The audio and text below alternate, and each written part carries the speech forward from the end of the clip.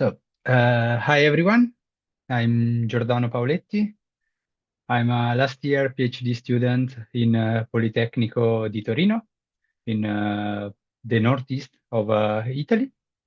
And but I'm currently based in Paris from the beginning of June because I'm doing an internship in a Sony computer science lab.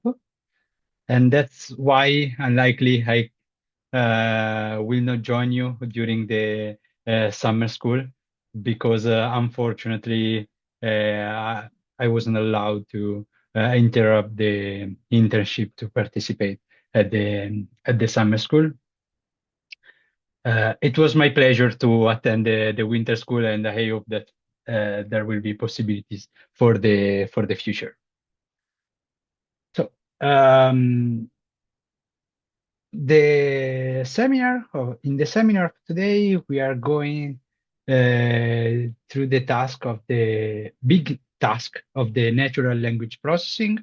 So how to handle basically texts. And in particular, we will use RoBERTa. What is RoBERTa? It's let's say a model, but we will see that is BERT-like is a class of model that we will define during this seminar. Here you can find the link to the material. If you didn't check the chat, you can also scan the QR code, but you can find also my email and my website if you are interested in knowing my past experiences. So this is my, let's say, optimistic expectation for the plan of today. I divided the agenda in 8 blocks. However, I'd like to adjust the time based on your questions. And I believe that if I speak for 4 hours alone, it's boring for everyone.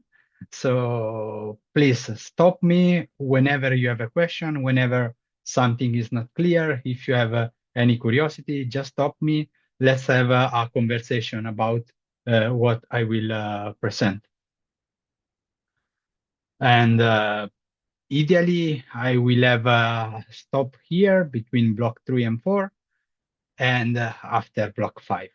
But let's see. I mean, I left the last block as a bonus track, just if we have time. Otherwise, the materials are online and you can check alone if we run out the time. So, first of all, we said natural language processing is the task of handling text, speeches. In particular, I mean, I will talk a lot about text. Why I'm so focused about this? Because we have a lot of text all around the internet. We have parliamentarian speeches. We have posts from social networks. We have logs from our computer. I mean, lots of information is in the text. And unfortunately, let's say, so far we weren't able to process all this huge amount of text. However, with this new innovation, in particular with the advent of transformers, we will see I'm not referring to a famous movie, but to a specific machine learning architecture. After the introduction of the transformers, we started to be able to process this text. And given this enormous amount of text, we arrived to LLMs.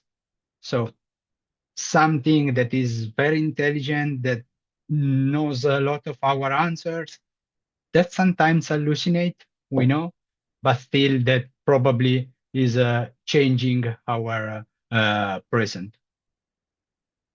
And we will see that from the step 0 to LLMs, I mean, everything happens in, let's say, 10 years. So everything went very, very fast.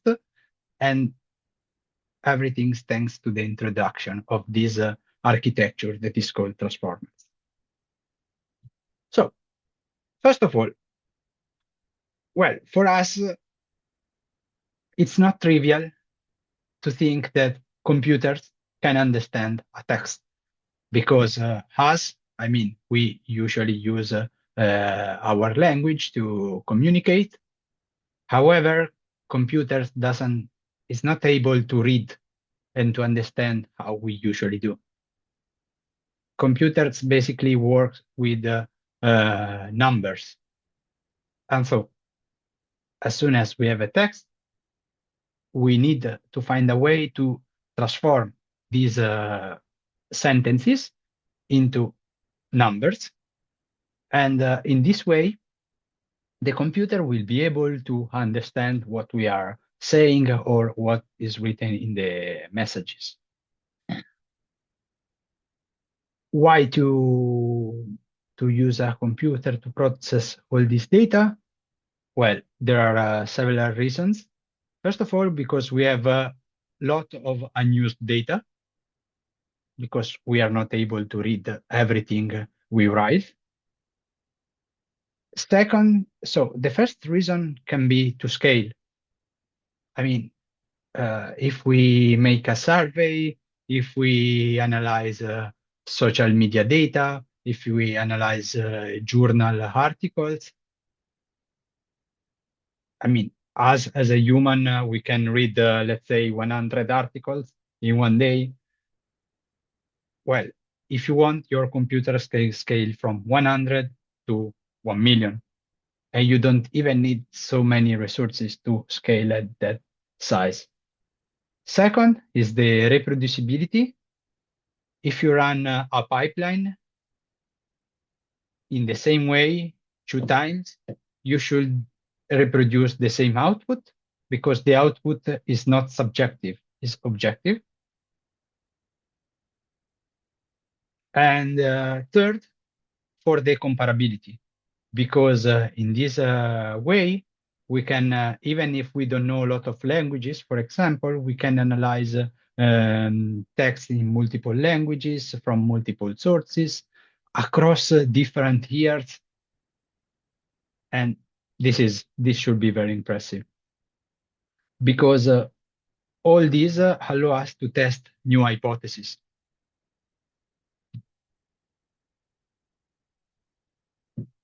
Let's imagine together some research questions, like what is the stance of the tweets about policy during elections? How the stance changes? How the rhetoric shifted across decades and parties? How do mainstream and opposition outlets cover the same event? What's the vaccine sentiment about vaccine, for example, on Twitter and Reddit? Or who is being targeted by hate speech on social media? Well, as a human, we can answer this question just only checking a small amount of text, and so we don't know if we can generalize our conclusion. While thanks to computers, now we can scale to lots of data. So I need to start from the beginning, at least to give a gentle introduction. And well, the first thing that we can do to transform a text into numbers, it's the easiest strategies we can think of. It's to count the words that are in the sentences. This technique is called bag of words. And so we have a long text. We count how many times the word it appears in the text. However, during this, we lose the syntax, the order of the words, the grammar. So it's always a useful baseline, but of course we lose the context of every word. However, I mean, it's always a good baseline. So it's we will see today that everything they made in the past, it's a good baseline for the future to see if the new methods actually are able to learn something new. If you do this with bag of words, however, there are some words that are very, very popular, like the stop words, like the in English, eat, for example, or the verb to be. So they are less informative, meaning that you can find these words everywhere, but they themselves, they do not express a sentiment, or they do not convey a lot of meaning. In order to reduce the importance of these words in our corpus, there is a strategy that is called TF-IDF, that is basically a weighting scheme. What happens if we do that? It happens that actually the meaning that the model learns through the data, with a lot of data, puts close in the space words with a similar meaning, or that they belong to the same context. Okay, so in the example that I'm doing here, I have long vectors for every word. I basically squeeze all these dimension in two simple dimensions to represent it. And we can see that together here we have a cluster of words that actually are names of cities. Here we have a cluster with a group of words that actually are referred to food, etc., etc., etc. So this is great. This is a big improvement. And actually it was groundbreaking when it was released in, I guess, 2016. I put some dates after. But what's the magic trick here? How the machines can build these vectors, learning somehow the meaning of the words? Well, the idea is to invent a self-supervised trick to, this means to invent a prediction task that we can do without an annotation of every sentence. And so in this way we can scale because we have a lot of data to use. What is this prediction task? Well, actually in this first method that is called word2vec, they try to use two different strategies and they reach similar outputs. One is skipgram. So basically I give you a word in the middle of a sentence, and the task is to predict the other words close to this one. Okay, so if I give you red, the model should predict cranberry, is, and sour. Okay, of course, a lot of the time the model will make mistake, but we don't care because we will train for a lot of time from lot of data on lot of data, and so in the end the results will be quite good. Or we can do the opposite task. I give you a sentence with a blank in the middle, and you need to, and the model need to predict what is the word in the middle. Okay. Doing this multiple and multiple times allow us to learn these representations of the words. What is interesting of these representations? Well, is that now every word have a fixed point in a space with a lot of dimensions, and words that that are used in similar contexts actually finish close in this space. Furthermore, we have also some properties that are interesting, like this example that seems to be tricky at the beginning, but if you try with word2vec, you will see that it's actually working. And it's that if you take the vector for the word king, you subtract the vector for the word man, and you add the vector for the word woman, you actually end up with a vector that represents the word queen. And I mean, no one teach the model to what is a royalty. So how it was possible that actually now the model is able to do this? Well, it's possible because now not only the proximity of the words means that they are used in the same context, but also the direction between one word and another encode a relation between these words. So, for example, what is the gender? It's I mean, probably the model saw this relation not only on the king, queen, but in a lot of other examples, like in the example man, woman, uncle, aunt, okay? And so once he learned this direction, that let's say it's the gender, then if you go with king and you take the same direction, you reach the word queen. But you can have other relation in this space, like the name of a country and its capital. So there is a direction that connects Italy to Rome and France to Paris, etc. So no one actually programmed manually what royalty means or what a capital is, but the model found these hidden relations. And this was actually outbreaking. After, okay, I said 2016, but it was actually 2013. After 2013, in the following year, they did some improvement. They released other models that were actually better, still to reach fast text that I still use now.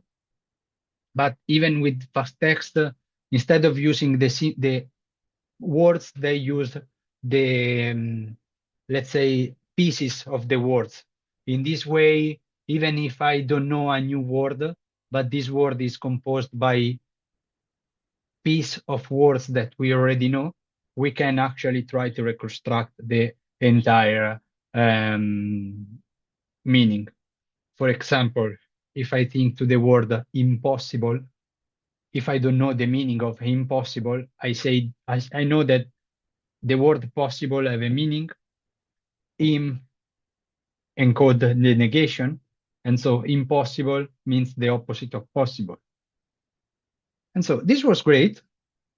We reached 2016, but actually we faced a challenge that, that stopped the improvement of this model for a long period. And it's this one, that every word have a static representation. What it means? It means that when I have a word, I have a specific vector, but I don't know the context in which the word was used. And so even if they improve the way in which they build these vectors, still there is the same limitation. What happens after this? Well, the problem is that if I have the word bank, I can talk about the bank of the river or about the money bank. But the representation, the vector of bank, it's the same. However, if I talk with someone, they know if I'm talking about the river bank or the money bank. Well, this is the end of the, let's say, first part, whatever it was before the transformer. And then in 2010, and I guess in 2017, Google released this paper. This is probably the most cited paper in,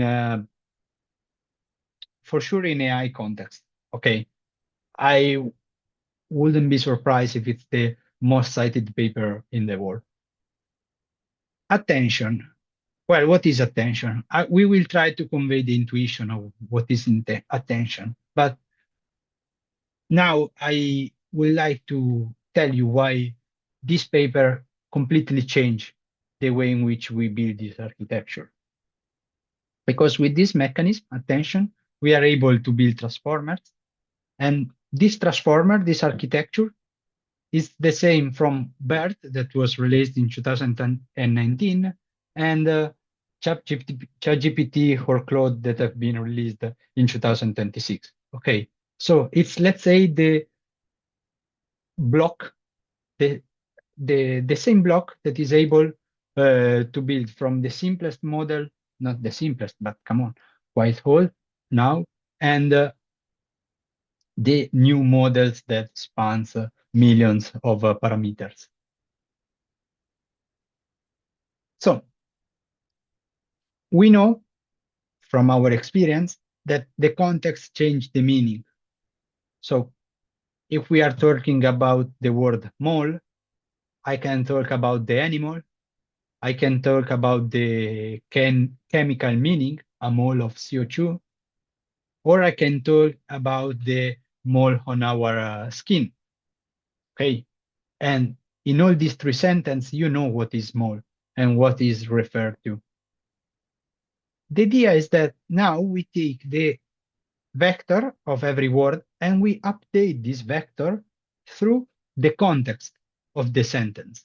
In this way, now the word, it's clear what is the meaning of the word mole.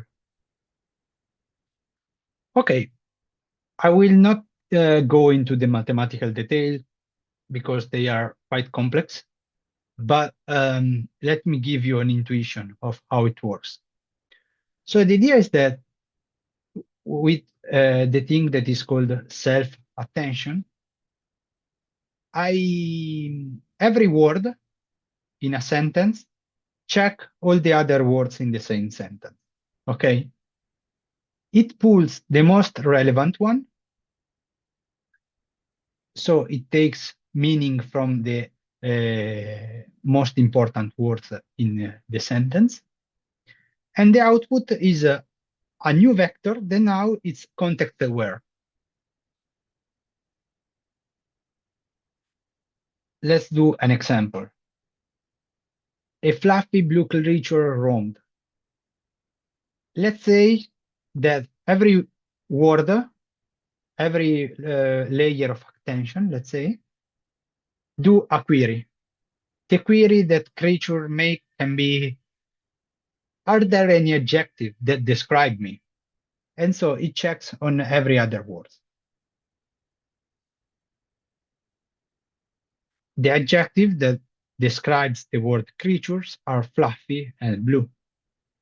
Okay, so the attention layer gives a lot of attention actually to these two words that describe a feature of the word creature. Now, every word makes their own query. So here we will have other columns of numbers that are referred to the other words, but we are now focused only on this one.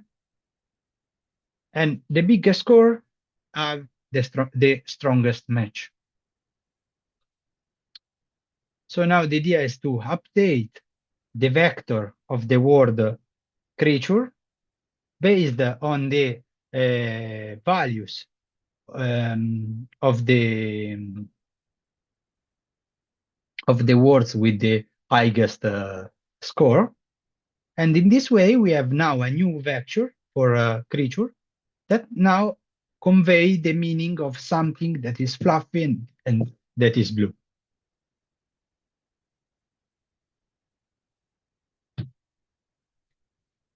Let's do another example, okay? If I'm writing the sentence, the trophy didn't fit in the suitcase because it was too big.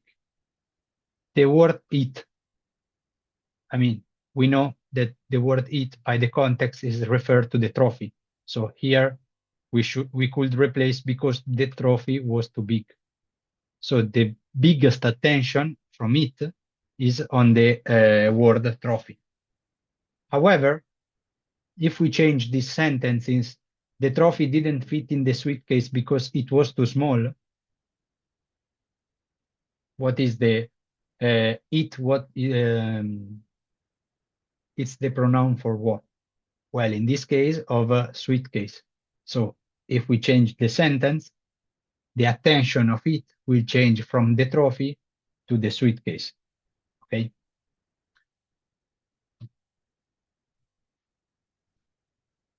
Okay. Now, if the example is clear, imagine that this happens with all the words in parallel, but not only a layer of attention, but several head of layer. It's not the right word because we will see that layer means another thing, but several head of attentions run in parallel.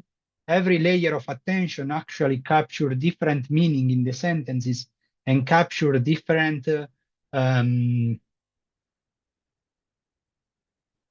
different links between the words.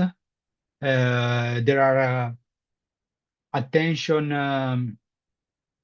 heads that capture the meaning of the words that are very close to the word that I'm investigating, and heads of attention that actually capture the long dependencies in the word.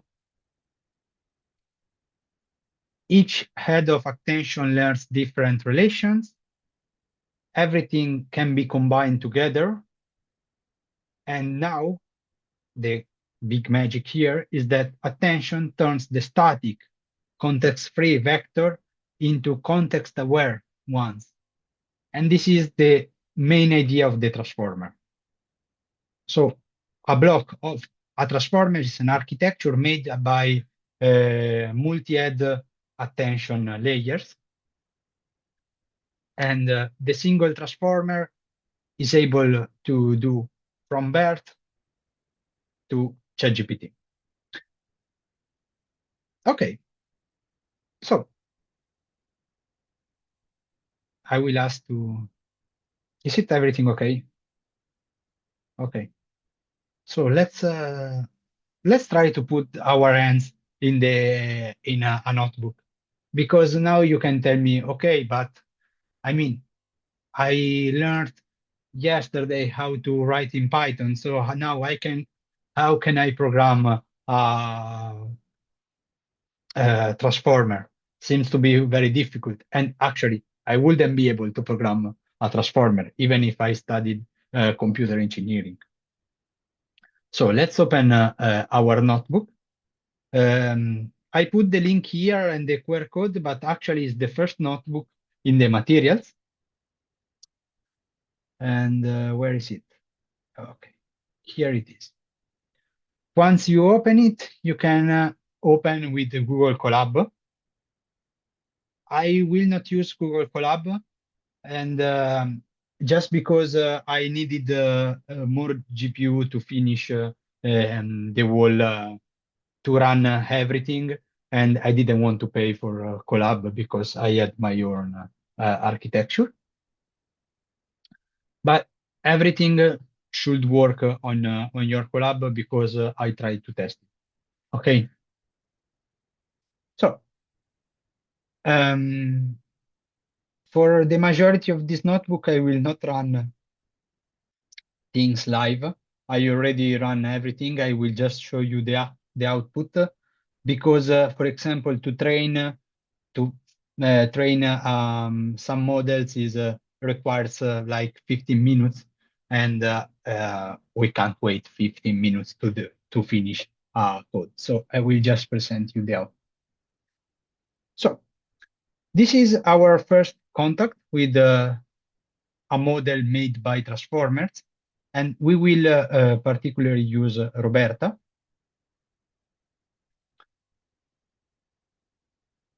We will load this model from a public repository. We will see how RoBERTa split every word into subwords that are called token. We will see that actually the RoBERTa model was made for English, but now we have XLM RoBERTa, that is an updated version of RoBERTa that works with like 100 languages.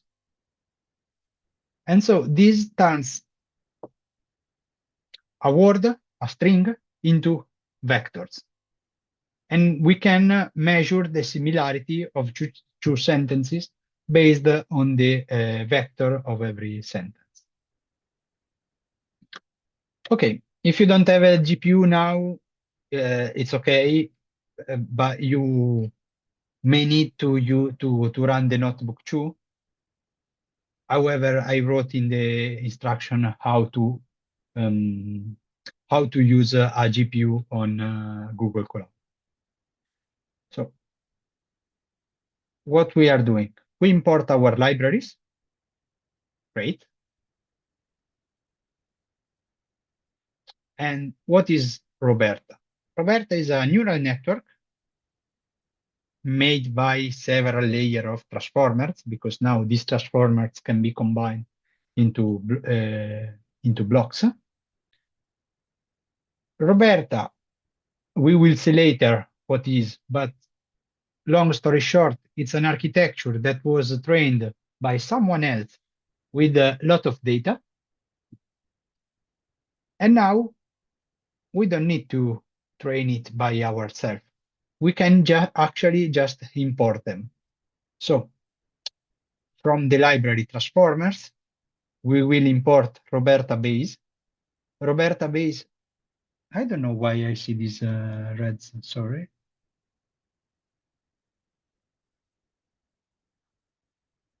I don't know how to avoid this. I will check later during the break, sorry. By the way, we import the model from this public library, and we import both the model and the tokenizer. What is the difference? Well, the tokenizer is the part that have been trained to split every sentence into pieces and every word in subwords. Every subword is a token, every token is its static vector that then will be updated through the model. The model itself instead is the architecture that takes as its input the vectors and make all the magic to using the attention blocks. We use the model in evaluation mode. In this way, why we are doing this? Because if we do this, we freeze the model, and so the model will not learn, will not update its weight, and it's okay if I just want to use it as it is. So when we load, we will have something like that. Of course, we will find this missing, but we don't care now about that. It's because what is the idea? The idea is that after we did all the magic with RoBERTa, then we train the last part, that is the last part of the neural network, to allow the model to make the task we want to do. Our RoBERTa-based model, I decided to use RoBERTa base, but I could use also RoBERTa large. I decided to use RoBERTa base just because it fits in our GPU on Colab. The vocabulary size, so how many tokens the model knows, it's more than 50,000. That's a lot. And every word can be, every token is represented by a list of 768 numbers. Okay, so it's a vector of length 768. Our model RoBERTa is made of 12 transformers. So 12 times the same architecture repeated multiple times, because at every layer, the model will learn something else. It starts from the beginning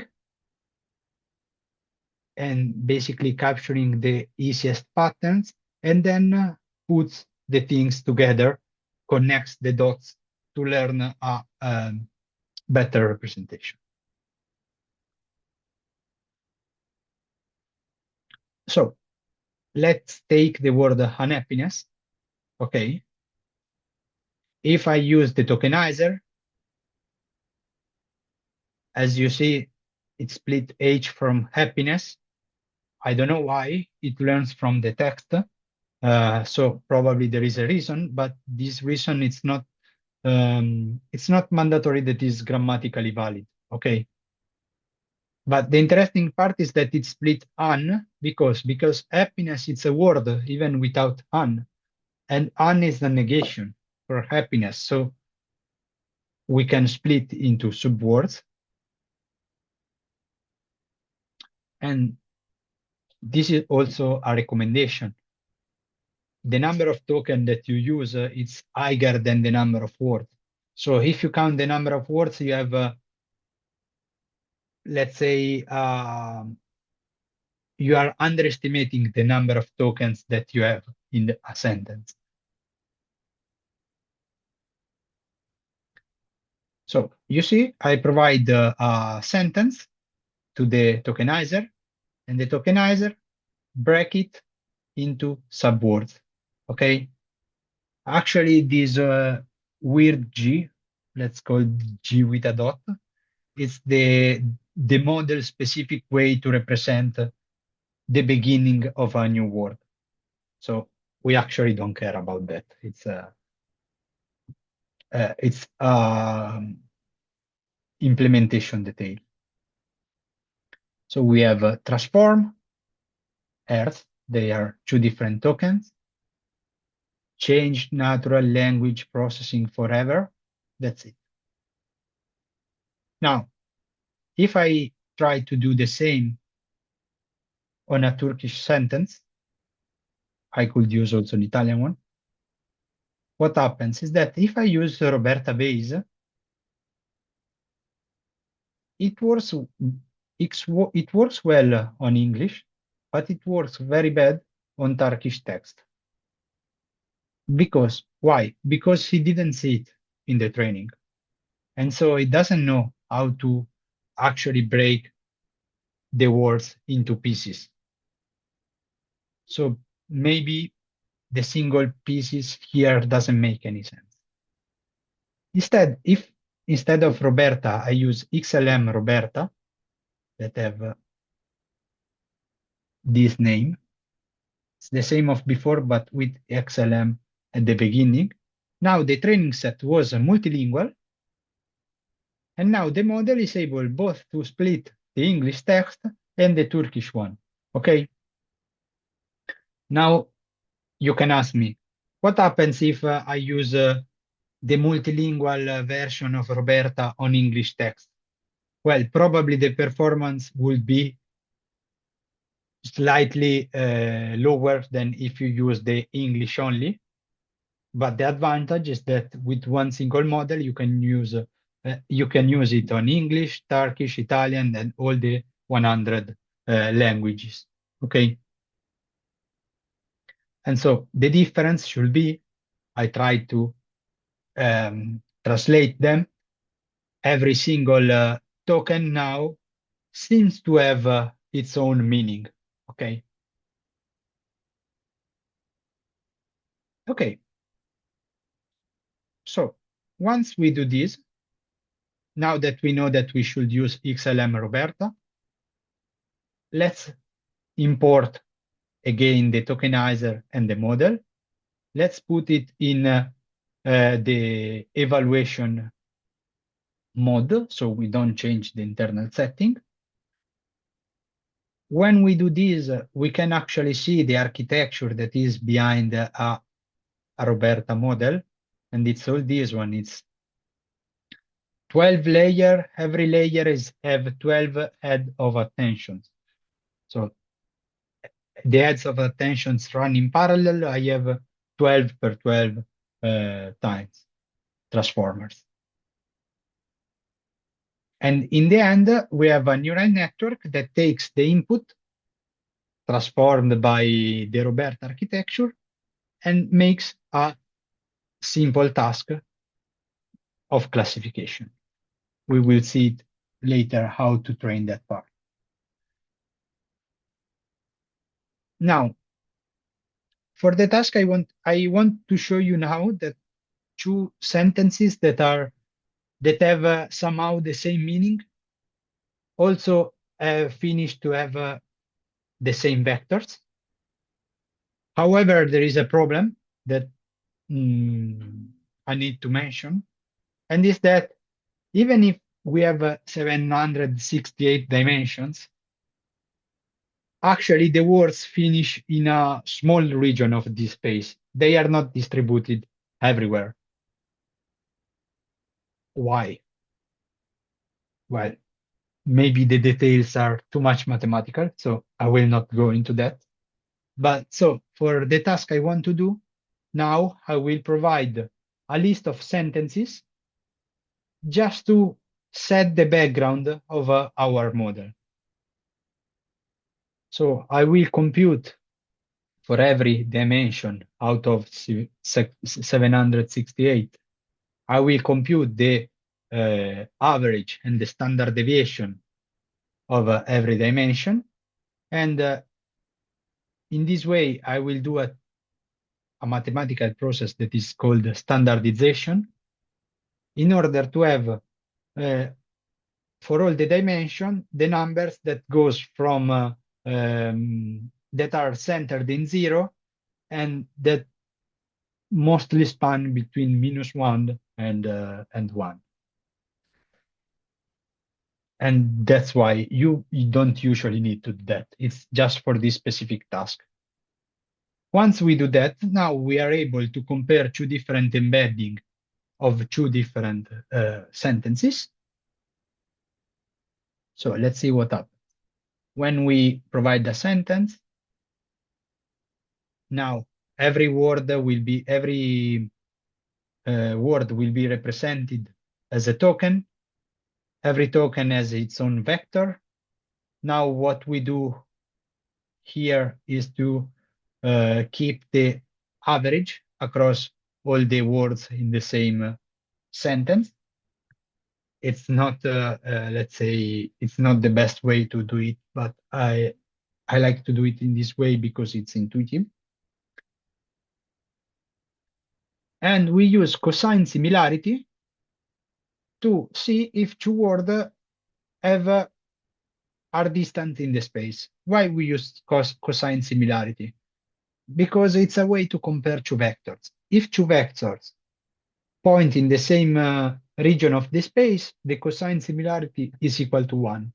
Otherwise, it will be close to 0, or it will be equal to -1 if the meaning is completely the opposite. But this never happens in these spaces. So let's do 4 pairs. One is a pair in which the sentences actually represent the same thing. I love this movie and this film is great. So these two sentences have the same meaning, quite the same. Let's do instead a pair in which the two sentences are not related at all. So I love this movie and the cat sat on the mat. Finally, let's do the same example of the first, but in Turkish, just to prove you that it will work fine with this model. And finally, let's do a fourth example in which we use Turkish and English. The meaning is the same, but the language is different. Well, for the first example, we actually have a similarity that is not so high. It's not close to 1, but it's much higher than 0. So we have a quite good similarity. When instead the two sentences are very unrelated, the similarity is very, very low. For the Turkish sentences, we have the same, so a quite high similarity, not close to 1, but good enough. Instead, when we do cross languages, the similarity is not so high. And this is actually a problem, but is a known problem. And that's it, that even if the model handle multiple languages, and even if the sentences have the same meaning, the fact that they are in different languages change the position that they have in the space. And so if I compare English and Turkish, this will not have a high cosine similarity.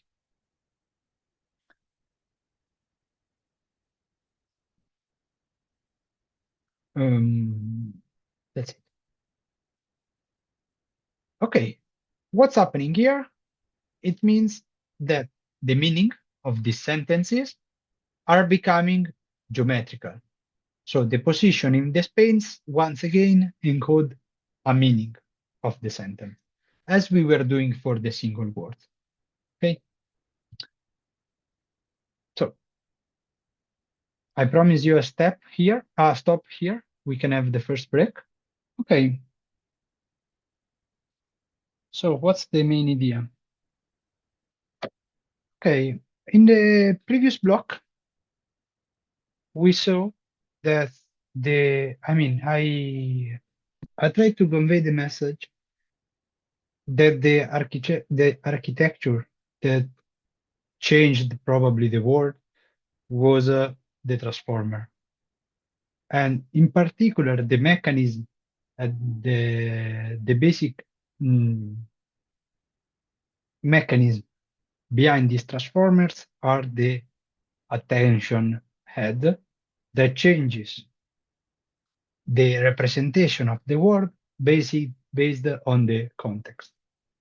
Here on the top right, you can see how a transformer is done. Okay, I will not go into the details on how it works, but basically the attentions are here. Here we have in multi heads of attention that can be trained in parallel, and we don't need to train. We just use the one that someone else trained. And these architecture have been presented in the paper Attention is All You Need in 2017. And after that, the first architecture that actually used this transformer in a proper way was BERT. What is BERT? Well, BERT, except of the famous puppet, it's an acronym for bidirectional encoder representation from transformers.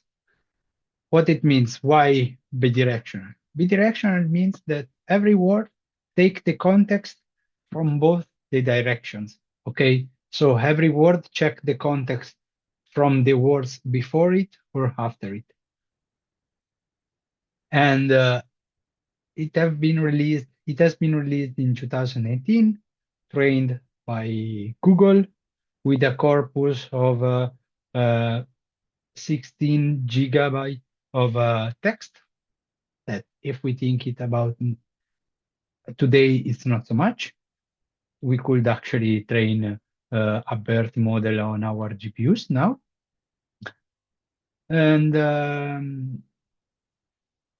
the main idea is that Google released the model. The keyword here is pre-trained the model. So pre-train the model in general tasks.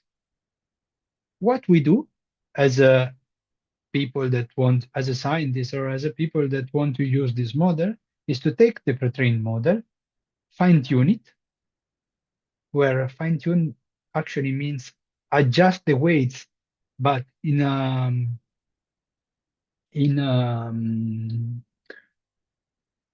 without doing big changes on our specific task.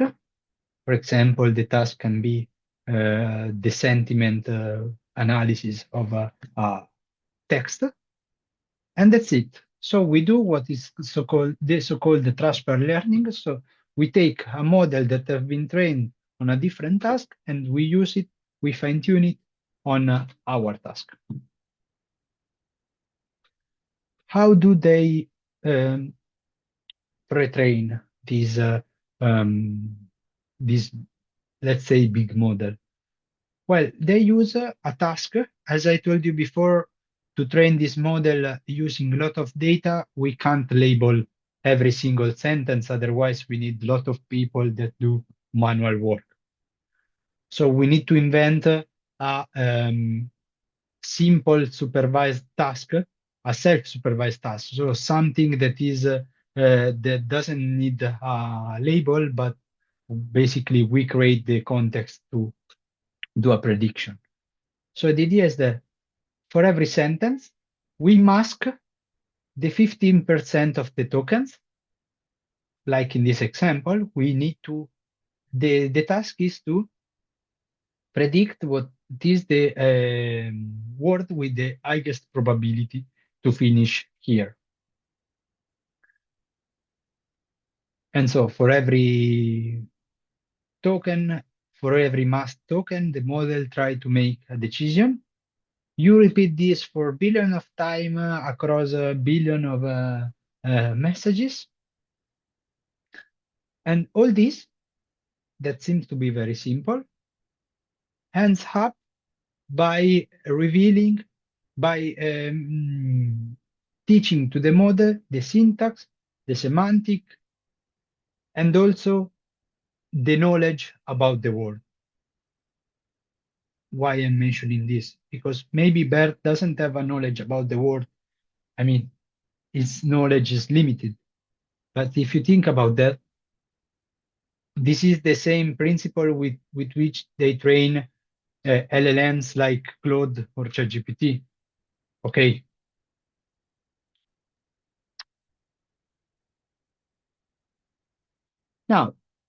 Now you may ask, okay, you are mentioning Bert, but what about RoBERTa? We can expect that is something bigger, something more innovative, something new. And actually, this is surprising because it is not. The architecture is the same of BERT. Actually, RoBERTa is an improvement of BERT in which they use the same architecture, so the same size, the same number of parameters, in the same way, but they use much more data to train it. They somehow change the task in which they train, so they do some modification in the pre-training, but in the end they are details.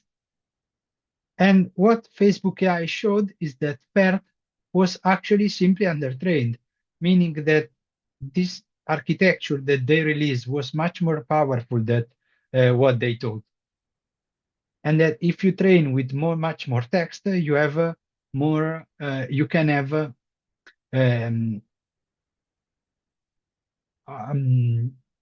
let's say, a more beautiful representation, a more useful one. So a careful training recipe matters more than the architecture knowledge. And indeed, even after we make the model to be bigger and bigger and bigger by putting in series more and more layers of transformers, but the transformer architecture is the same from the beginning. And so now I mentioned the size, the number of parameters, because we started from word2vec that have less of 1 million of parameters. BERT started to have close to 1 billion of parameters. And now we have models that have teras of parameters, and they are bigger and bigger and bigger. Even if the block is the same, it's like to compare a small house with a skyscraper of a transformer. What's the limit? Okay, and the question I wanted to answer today is why we are still talking about RoBERTa if now there are LLMs. Okay, because, well, even as a computer scientist, after LLMs came out, we could decide collectively to abandon RoBERTa and all this kind of NLP tasks because LLM seems to know everything and seems to be able to do everything. However, I want to show you that still using a small language model still makes sense. Why? Well, I point out 4 reasons. First of all, it's that we are able to run our machine, our models on our machines, or at least on Colab. While to use an LLM often, or we spend a lot of money to have very big architectures, or we need to use an API. Using an API means that we don't have that machine on that architecture on our machine. We need to send our data outside. Someone will process it in their machine, and then they will provide the answer.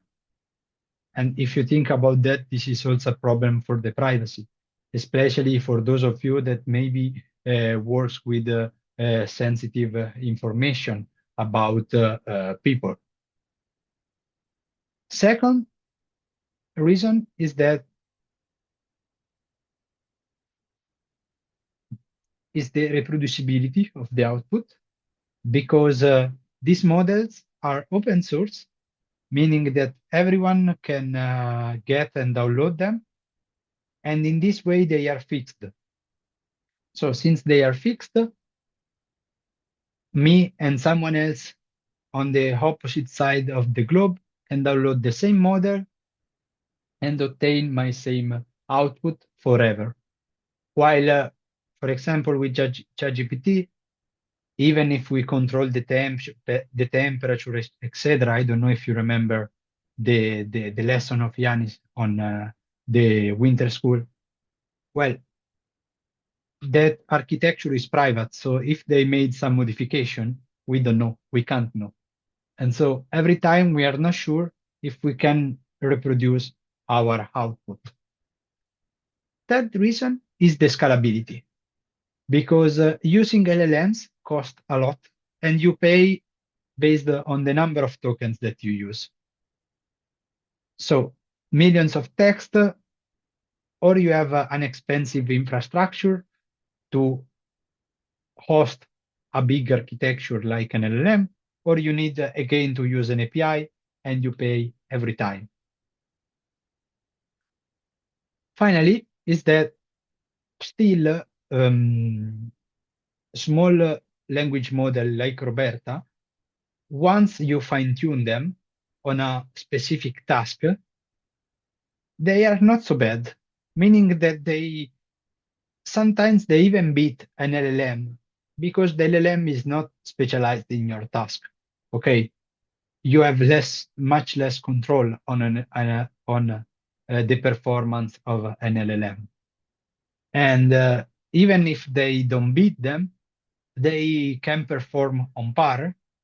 And this means that if they perform on par, at least they are much faster to do whatever you want to do.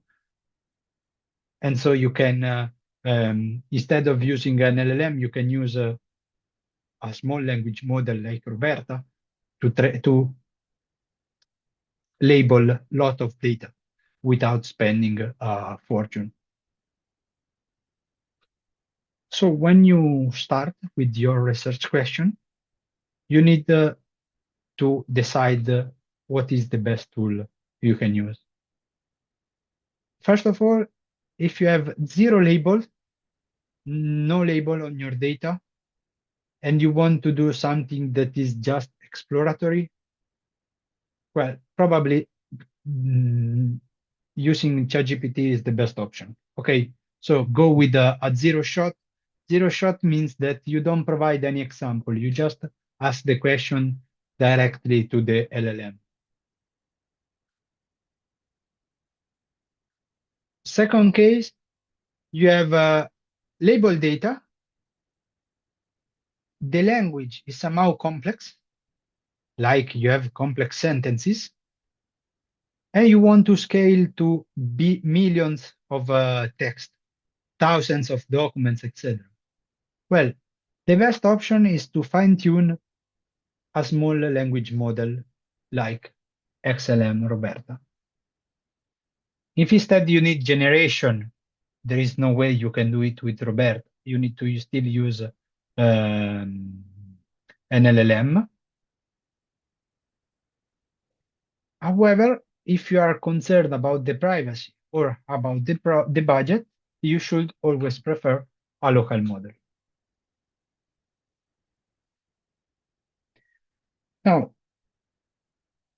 I was mentioning that I showed you during the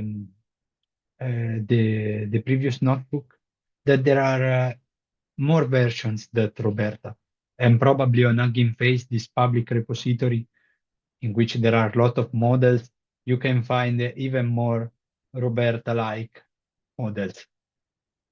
But the main difference between RoBERTa base and XLM RoBERTa is that XLM RoBERTa is multilingual. So it can handle more than 100 languages using one simple vocabulary. And instead of 160 gigabytes of data, they use 250 terabytes, 2.5 terabytes of text across a lot of different languages, Italian, Turkish, Arabic, English, and much more.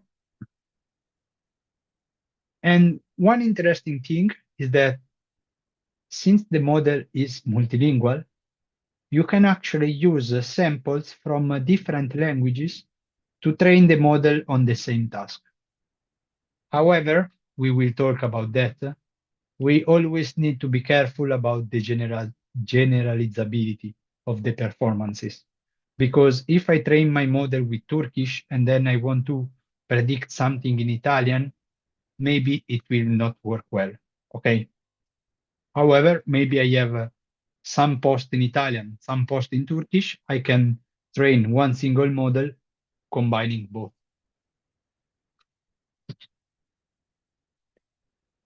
And what is the state of the art now? Well, LLMs, the first L means large.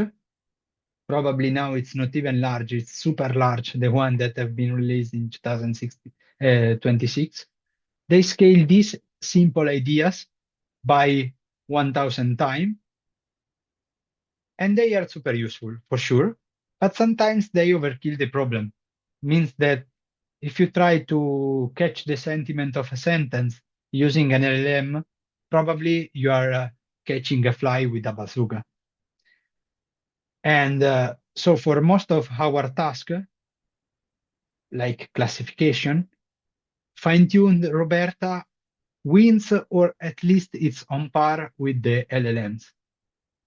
And if it's on par, on the other end, for sure, it have a better cost, a higher speed, it's more reliable and more reproducible.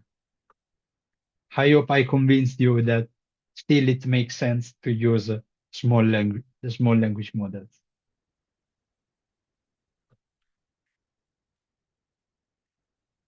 Okay. If I convinced you, or even if I'm not, I'm going to show you how to fine-tune these models, because as I told you, we can transfer the knowledge that someone else teach to the model, and we can just adjust, let's say, the weights in order to specialize the model to our simple task. So let's start with the second notebook.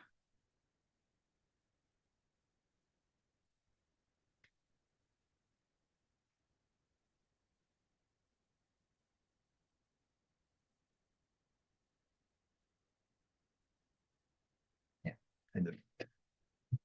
Okay. So for the whole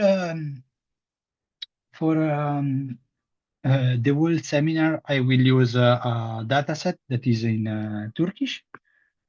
And basically, they are reviews of products that have a label that is positive, negative, or neutral. We are going to load it in a simple way. It's better when you use this notebook on Colab. It's better if you have a GPU.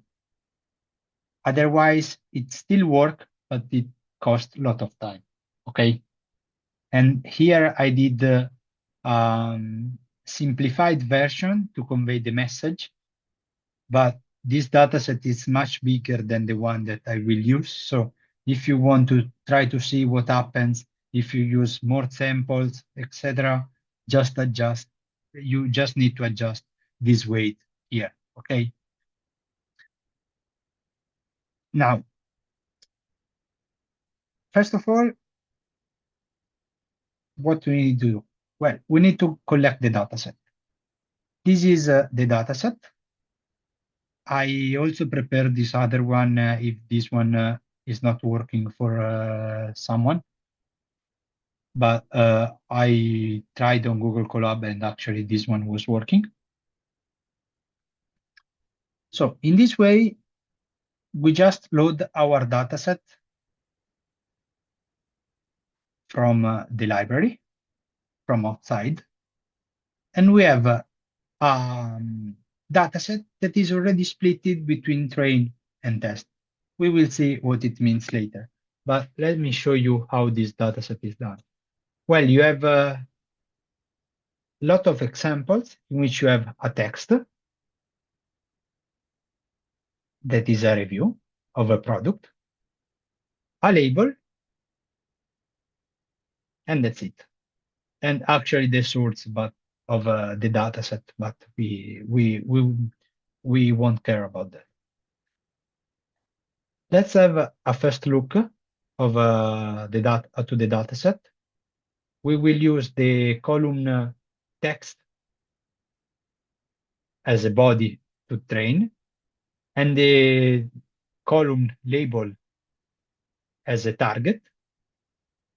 So this means if we have a training and a target, this means that we are going to do a supervised task. And you can see that in the whole dataset, we have the large majority of the samples that are positive, few of them that are negative. So the problem here is quite unbalanced, and some of them that are or not related or neutral. Maybe they are not even in English. I don't know. I understand now this label here. I didn't consider it later before. Let's see some example, okay? So the first sentence roughly means it's been 3 weeks since I bought the product from a website. It's arrived in its original condition and with all parts included. As for charging, etc., etc. By the way, it seems to express a positive review. A negative one instead is, I bought it despite the review comparing to Cologne, and the results was a disappointment. Okay, so clearly negative.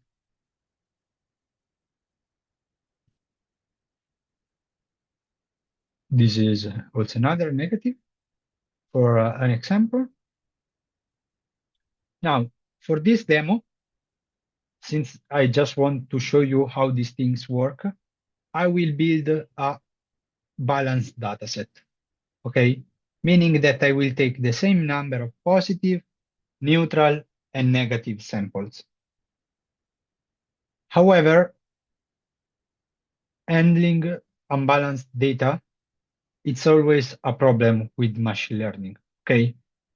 It's not the topic of the lesson of today, so I will not argue on this part, But you should consider that if you have an unbalanced data, there are techniques. Sorry, if you have an unbalanced data set, there are techniques to rebalance them. Okay, and you should take care of it. Furthermore, I'm also going to clean a little bit this sentence. I don't know if you remember my class at the winter school.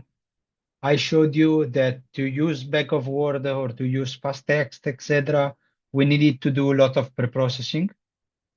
Here it's the opposite. Since the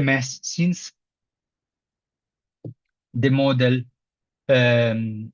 catch the meaning from the context, here we need to leave the context. So we need to do just a very small preprocessing, only removing the where else and the tags if we are using social media data. So I sample in order to have 1,500 samples for every class. And in this way, we have a balanced problem. Since the problem is balanced, also the metrics that we will compute, they make more sense, okay?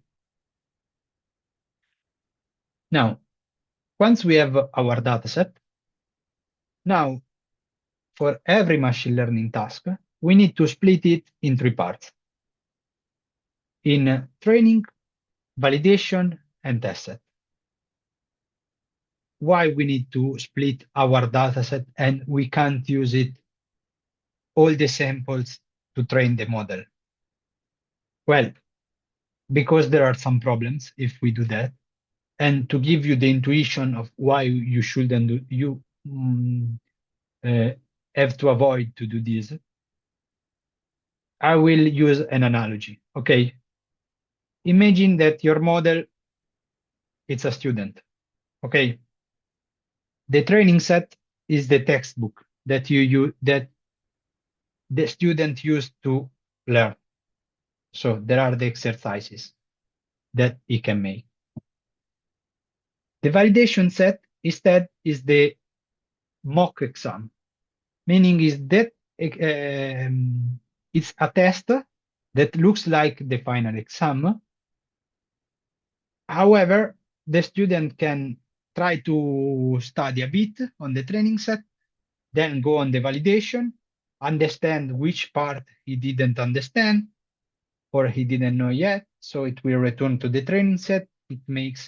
It adjusts the way in which he study or what he study or the method that he used to study. And so it repeats number of times. And the student can repeat several times the mock exam. Okay. However, at the end, you have the test set. That is the real exam. And this is the way in which the students see the exam, the real exam only once. In this way, the professor can evaluate what is actually the knowledge of the student. What happens if you don't do all this? Well, if you use only a training set, well, the student can become very good just because he memorized all the exercises. Not because he learned something, but because he memorizes the results of every exercise, okay? Why you don't use only a validation set, a training and a validation set? Why you need also test set? Because after many times that the student use the training set and then test on the validation set, he will somehow memorize also how to succeed on the validation set. And so also this test is biased because the student, you don't know if the student is actually good or if he repeated so many times the validation set that he memorized the mock exam. And so in the end, you need a test set that can be small, but that you use it to test the model only once. And this test set is the unbiased evaluation of the performances of the model on unseen data. What this means? This means that you use the test set to see how the model will go if you run the model on new data that you didn't have before. Okay. And it's actually what you are interested, because if every time you need to label data manually, you don't need a machine learning model. Use just your manual labels. So how to split this? Well, we use typically most of the samples for training, typically 70%. And the other 30%, we leave 15% for the validation and 15% for the test set. Then maybe my colleagues in previous seminars explained also other methods to avoid to use a training and validation and to do something that is called the cross-validation. I don't know, but this is the simplest thing that you can do, and is actually what we do when we have enough data. If we have enough data, we can divide between training, validation, and test set.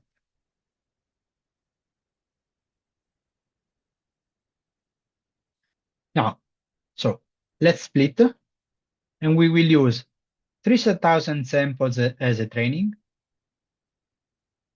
700 and a half as a validation, and 700 and a half as a test size.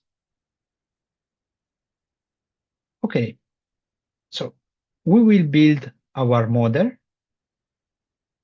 and we will encode every single sentence, both in the train, in the validation, and in the test set, using the tokenizer. So again, the tokenizer take the sentence, break it in a small token, and encode every single token. However, every token now have a static embedding, so a static vector. They don't know the context in which they are used. If we do this, we finish having a data set where the sentences are encoded in a space with more than 700 dimensions. We can squeeze everything in 2 dimensions to visualize it. And we will see, if we do this, we will see something like that. What we see? We see that actually when the model is only pre-trained without our fine-tuning, we have actually already a good separation between the neutral class and the rest of the messages. So probably this neutral class is actually aliens from the dataset, meaning that they actually talk about something completely different, because without even training our, fine-tuning our model, still we have a separation. However, we don't have a clear separation between green and blues, so the negative and the positive classes. What this means? This means that even if they express a different sentiment, they are they use the same words, and so their embedding is somehow similar. Now, we keep our model, always the RoBERTa one. Okay. We will use as and this is how we do in a simple way. We use 2 metrics to evaluate. Actually, let me put a note here. You can use accuracy only if the data set is balanced, while it's much better to always use the F1. Why? Because imagine that you are a physician and you need to train a model that recognizes the skin cancer, for example. Okay, you will have a data set with that is very unbalanced because it's not so frequent to have this disease. Okay, and if you train a model using accuracy only, a model that predicts that no one has skin cancer have a very high accuracy. It's very, very good. However, it misses the important one. That is the one that needs this prediction. Okay. To avoid this, stop me if the example is not clear because I can repeat it. To avoid this, I will use F1. Okay. F1 is a metric that allows to understand if the model is both precise, but also if it's able to understand to cover well every class. Okay. So the example that I did, probably the F1 will be close to 0. So for every time we will see a validation set, we will finish the train, we will compute the metrics. And to train the model, we don't need to write a lot of codes. There are already functions that does everything for you. We just need to adjust the parameters in the proper way. So it's very easy to program this kind of training. In particular, the important parameters are number of epochs. So how many times your model will see the entire dataset. Okay. I can put 5, 10, 100. Okay. Actually, it's less important, this parameter. Why? Because at a certain point, you will see that the training error always decrease. Why? Because the model is so powerful that it can memorize the answers. As the students that are is not studying, but is not learning, but is just memorizing the answer of the test. However, every time after every epoch, you see the performance on the training and on the validation. If the model is overfitting, this is the keyword to keep in mind, you will see the training error that goes down and the training and the validation error that actually start to go up. That point is the point in which we want to stop our training because the model is not learning anymore. Okay. Then we have other parameters. These parameters are actually these are called hyperparameters, means are the one that you choose manually. The model will not change these hyperparameters. And choosing the right parameters makes a lot of difference. The learning rate, for example, is the rate in which the model adjusts its weight. If this score is too high, the model will never learn because it will jump in all the direction of the space. If it's too slow, the model never learn because you will need thousands of epochs. That's it. Here, the seed control the variability. It's not an hyperparameter, so you can't choose the best seed here. You fix this with a number just to be able to reproduce the results 2 times in the same way. Okay, because these things are this process are stochastic, means that they are not deterministic, that they if you start from different starting condition, you will reach different solution at the end. And so you need to fix the variability of your model. These are all the parameters that you need to fix. And that's it. You provide your model, your the parameters of your training, the dataset on which you want to train, the dataset on which you want to do validation, the metrics that you want to use. And also, we will use early stopping. That is the procedure in which you, at a certain point, when the validation set increases, when the validation error start to increase, you stop the training because you say, okay, the model is not learning anymore. If you do that, it will take some time. When you call trainer.train, on Colab, when I tried, it takes around 10 or 15 minutes. On my machine, I had a better GPU, so it takes less time.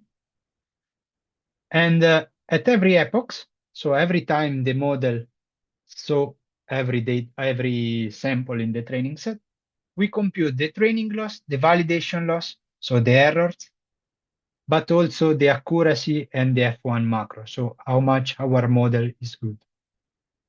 This metrics means that the higher the better. These other two metrics instead are errors, so the lower the better. As you can see, here the training error almost always decrease, okay? If you actually find the best parameters will always decrease. And the validation set, and the validation loss instead at a certain point at the last epoch increased. So I can fairly say that I can stop the training here at 4 epochs. And I expect on a validation set an accuracy around 91% and a closer F1 macro because my data set is balanced.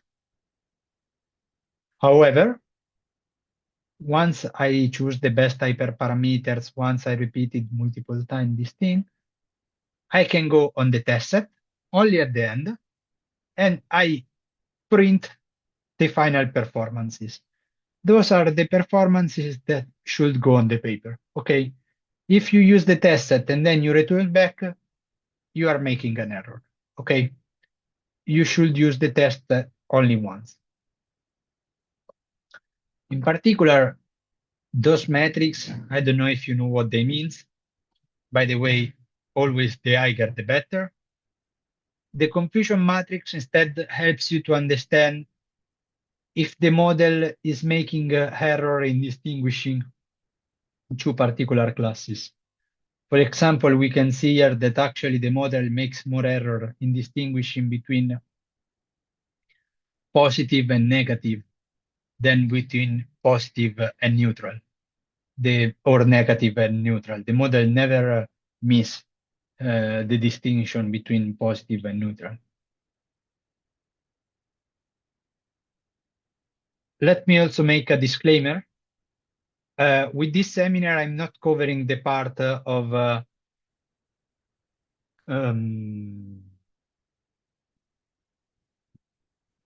parameter tuning, cross-validation, grid search, meaning I'm not telling you how to find the best hyperparameters, okay?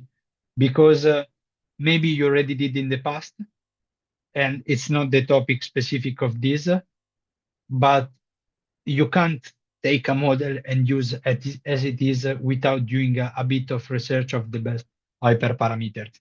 Finding the best hyperparameters really changes the performances of the model. Okay. By the way, let's see what happens after we train our model. It happens if we project again all the embeddings in a two-dimensional space. Now we can see that we have separate classes. Would you expect that? We started from this, where blue and green were pretty separated, and the orange the orange was separated while the green and the blue were quite mixed. After the training, the model learned how to separate these classes. Of course, it makes mistakes sometimes, but for the majority of them, it is good. And so now it's able to distinguish between these three classes. Geometrically, what happens is that with fine-tuning, the model somehow stretched, changed, models the space to create this separation between the three classes. And now our model is very good in doing this task. Okay.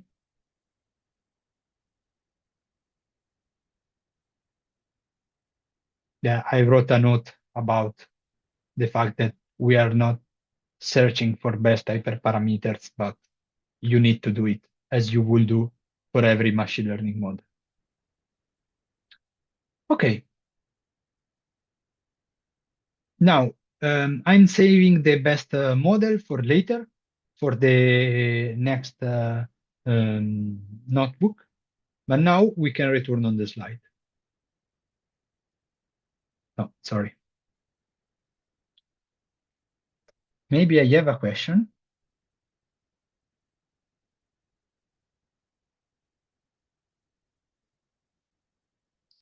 Yeah, actually you can. The question is it possible to provide text or example for understanding the confusion matrix? Do you mean that now I should make some example, or if you can do it when you visualize a confusion matrix? I guess the first.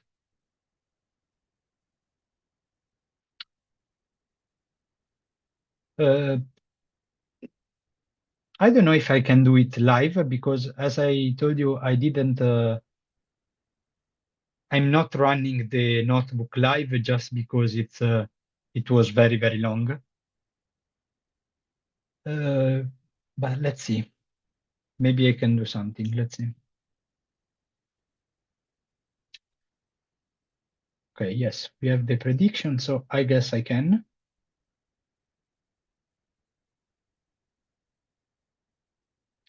So let's see when 3 of these is equal to 0.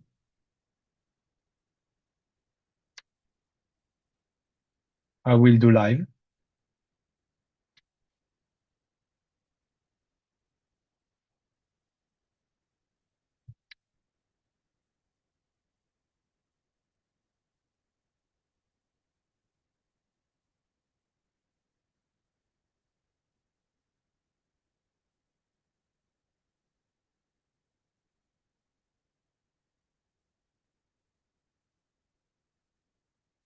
It's equal to 2. Okay, just a second.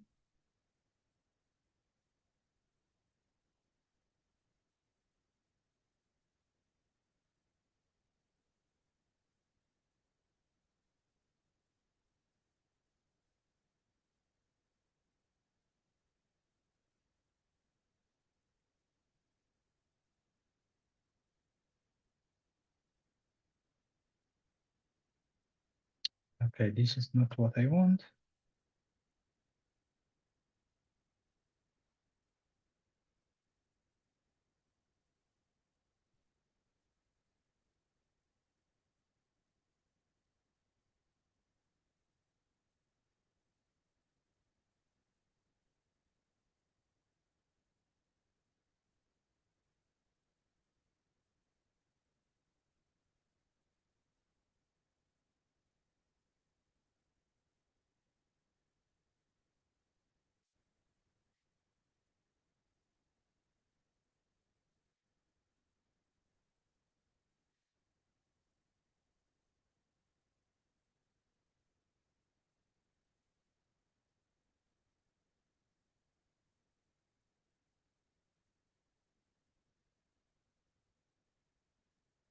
Okay, now I don't know the meaning, so I will search for a translation.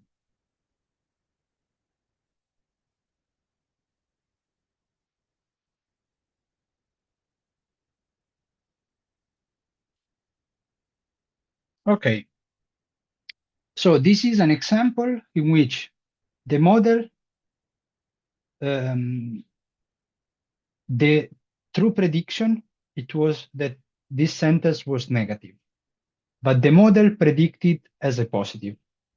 So this example finish here. So the true label was negative, the predicted label was positive.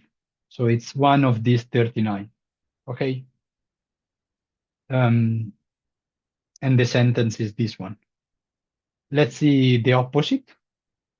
Let me check the sentence.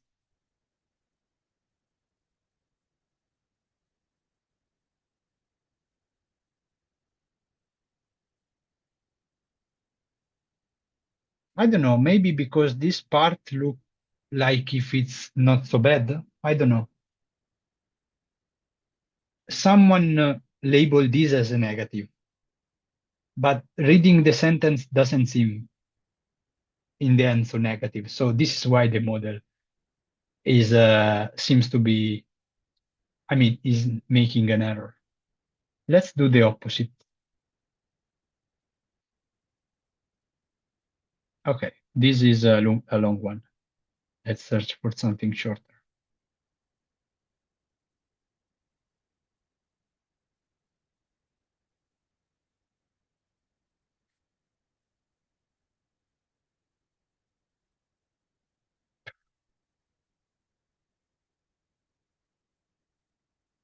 Ah, sorry, because I did. Okay.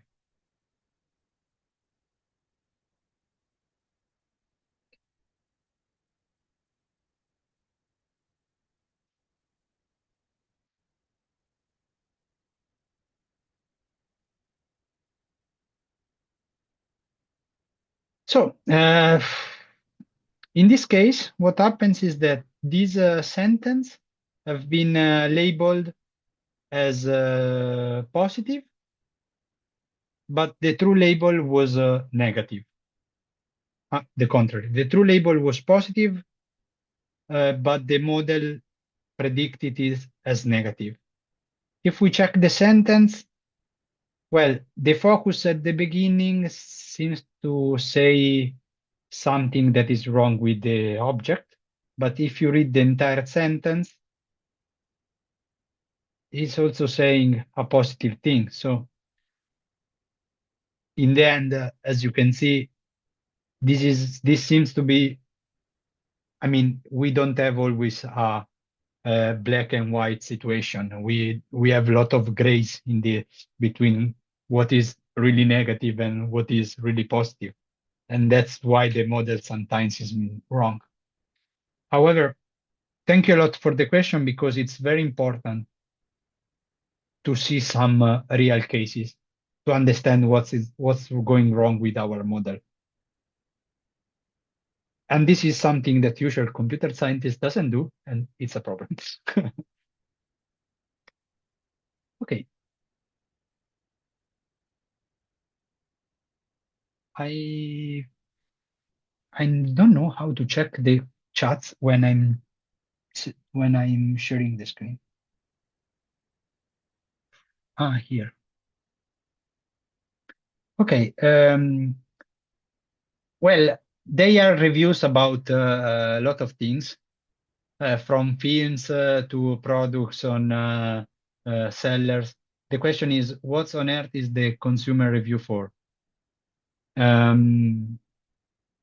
I will show you in the last part in block 8 that this was actually a good question that came in my mind. And it's a good opportunity to do a topic detection task to see what the reviewer are actually for. And okay.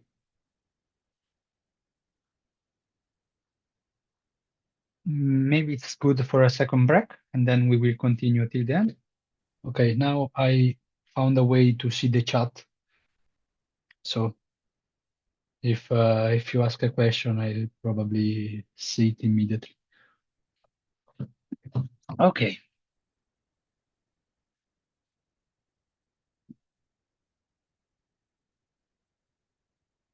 I after the part in which we learned how to um, fine-tune our model for our task, I want to spend this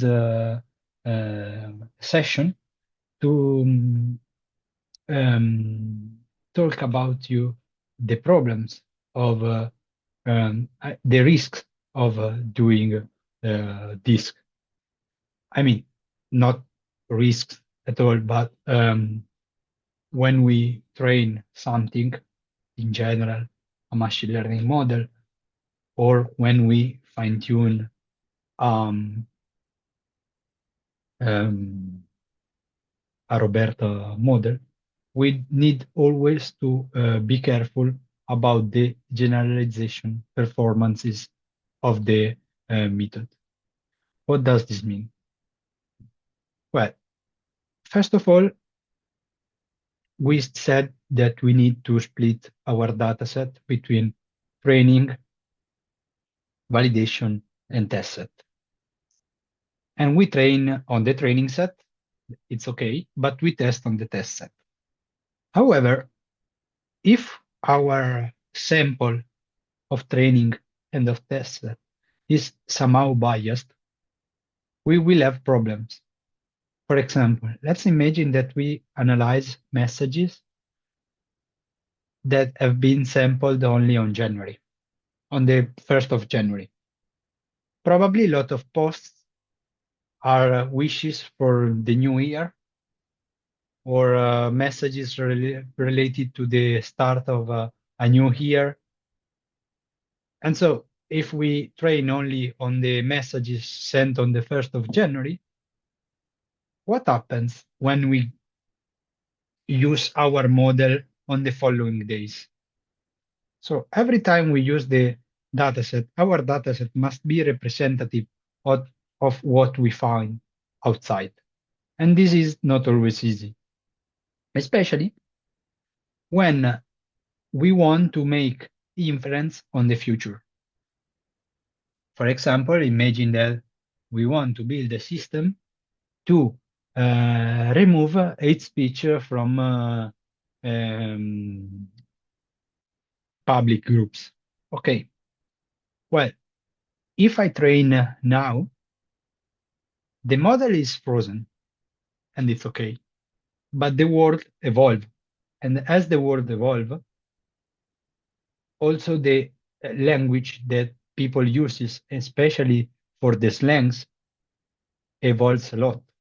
So it's possible that after we train the model, even if our dataset was very, very representative, and so it was good to generalize on other messages in the same day, it's likely that we will have a decay in the performances. And this is quite natural, okay? So we will see that after some days or after some months, the performances of our model decreases. And so we need to do a second fine tune to increase the performances of the model. This is particularly important because we can't think that we collected the messages from Reddit in 2023, we train a model, and now we are sure that the model always will work. If we train it with data of 2023, we need to check if it works also for messages in 2024. Because it's possible that something changed and now the model doesn't work anymore.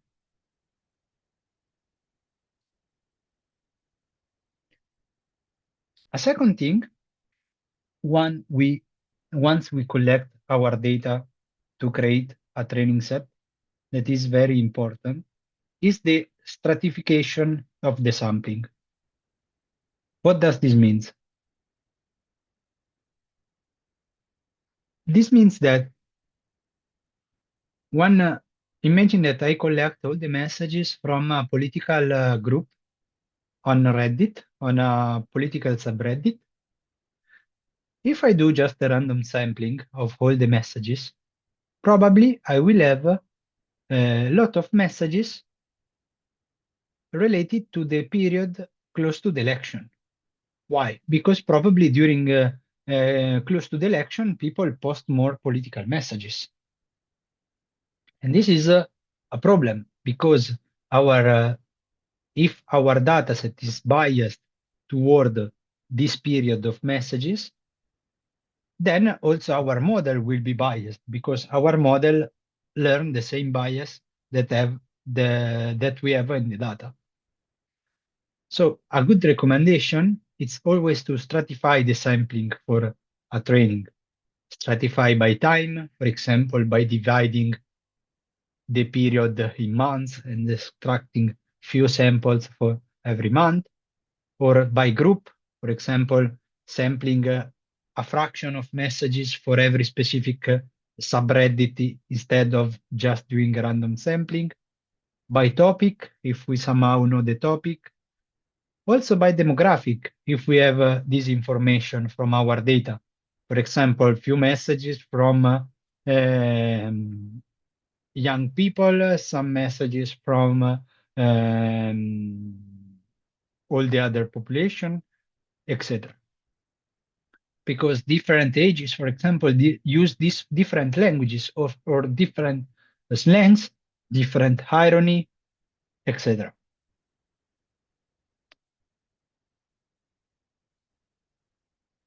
Third point I would like to mention is that, okay, now we have LLMs. Today we are talking about small LLMs like RoBERTa, but this doesn't mean that we cannot combine them. It's actually a good practice to combine them. How? Well, for example, imagine that you have 1 million of posts from a social network. If you use an LLM to label everything, you spend a lot of money. And maybe you don't want to spend all this budget, especially because you know that a small language model will be able to perform like the large language model. To do that, the pipeline could be to take the entire dataset, make a sample, use the API of the LLM to annotate as a small sample, instead like the 1%, 10,000 messages over 10 million. And then with this labeled dataset, we fine-tune a RoBERTa model. That is something that we can do in local. And now RoBERTa scale very well on the whole dataset. If it's not only a matter of the cost, it's also a matter of the time. For example, labeling 10 millions of messages using an LLM, it's not only costly, but it's also you also need to spend a lot of money, and it's not so reproducible. This is actually a very good practice. Is in its broader extension, we can name this as knowledge distillation. It's also a thing that researcher does, for example, to train to a small large language model. You know that also large language model can be small or big. Like you have language models with billions of parameters and language of models with tera of parameters. Well, of course, the bigger, the better usually, but you can use the bigger, for example, to train the smaller to do a task. And this is called knowledge distillation. But this knowledge distillation, in this case, extends also to RoBERTa. However, some disclaimer to this procedure. The distillation copies the teacher, meaning if the LLM make mistake, RoBERTa will learn from the LLM mistake. There are some dangerous zones. It's always difficult also for LLMs to understand the dialects, the sarcasm, actually the minority languages, because often they didn't see enough samples during their training. And so for both these reasons, even if you use this procedure, you always need the human in the loop, meaning that you always need to validate this process on a small human annotated goal set. Okay, so unfortunately, even in this case, we can't avoid to manually label some data, even if it's boring. Okay, now I will spend this last hour of the seminar to show you two different notebooks. So we finish with the, let's say, theoretical part with the slides. Now I will show you only notebooks. And we will return to the slide for the closing. Now we will see how we can do a bit of explainability with RoBERTa. That is, when we use this model often work as a black box. But sometimes it's interesting to open the black box and to understand why something happened in a certain way. A way to use attention is to check what are the attention patterns in a sentence. So you keep your model and you see the weights that the model learned through the attention to see which from where every word take the context. Okay, let's see with an example. Okay, for this first part of the notebook, I will use the not fine-tuned, so the original model. Why? Because during fine-tuning, our model learned how to squeeze all the information in few tokens. And so for this, for evaluating the pattern of the attention, it's not so useful. So at first, I will set this flag to false to import in the memory the model, the original model, without fine-tuning. Fine-tuning is what we did here. After fine-tuning in the head of the notebook, I saved my model. So instead of loading the one that I saved, I will keep another one new, only pre-trained by the creators. I will use this library that is called BERT-WITZ. And it's a library that actually allow me to see the attention patterns in the transformer model that I'm using, in particular in RoBERTa. How is it done? Well, it's pretty easy. You take the library. I will keep an example sentence, one of these three. For example, the first one, there should be a positive review about the film, about a movie. And I will visualize with a very, very few lines of code. I will visualize the attention pattern. I need to run it.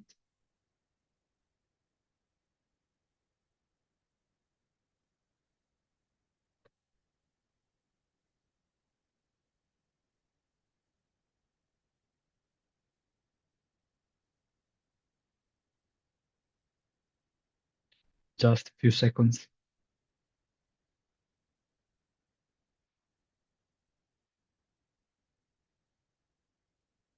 Okay, that's it.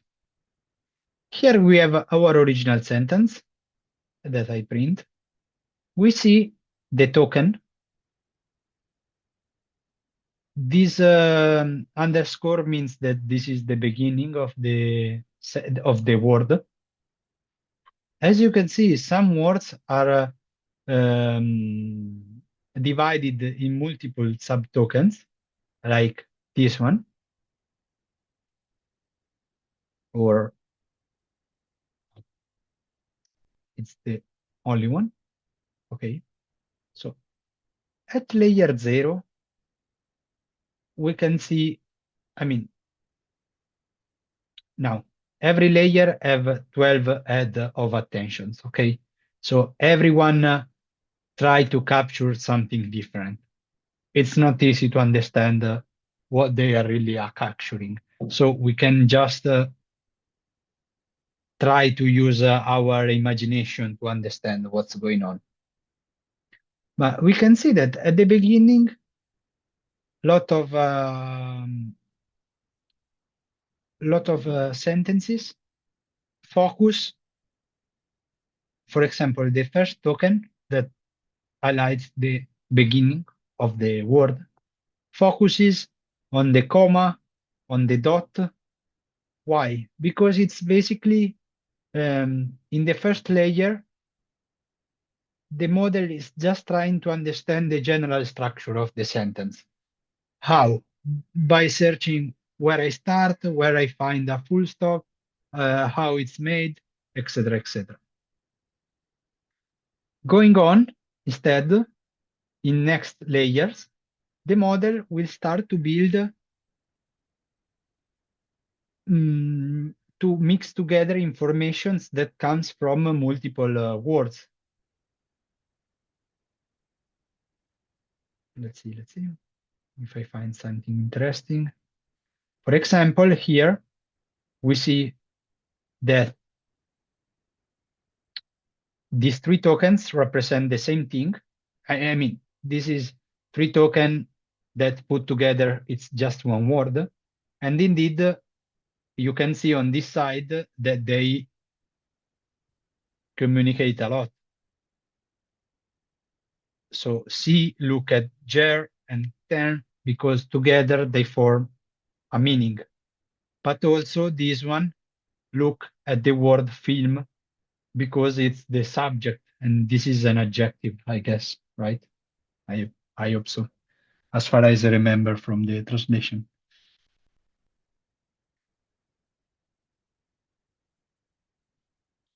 If I do the same with, now you can think, okay, what if I use my fine-tuned model? I should see what the model focus to search for the sentiment. Well, actually no. And the reason is explained by a paper of 2019 that tell us that attention is not explanation. So we can use attention to understand what's going on our model, but we can't use it as an explanation of why we have an answer compared to another one. However, this helps, at least helps me a lot to understand the concept behind a model.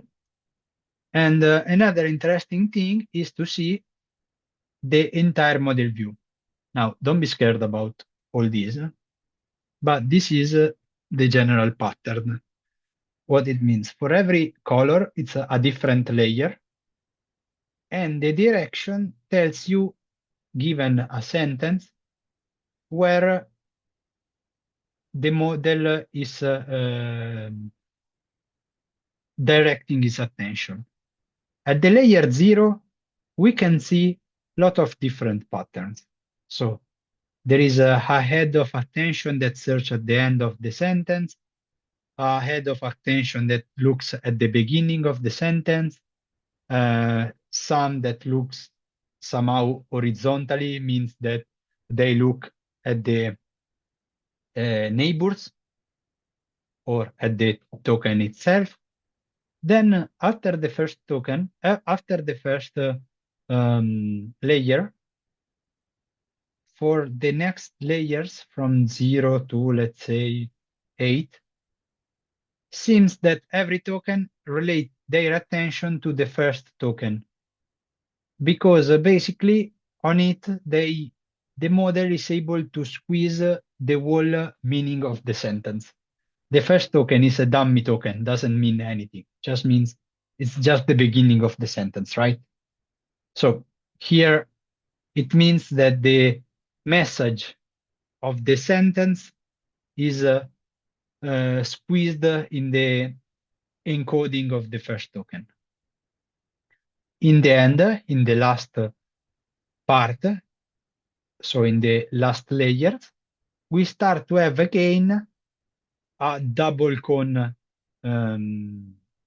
relation, meaning that our model now is trying to put everything together. So he learned something at the beginning that here he combined this information multiple times, and in the final layers, it puts all the information that comes from the beginning and at the end of the sentence all together.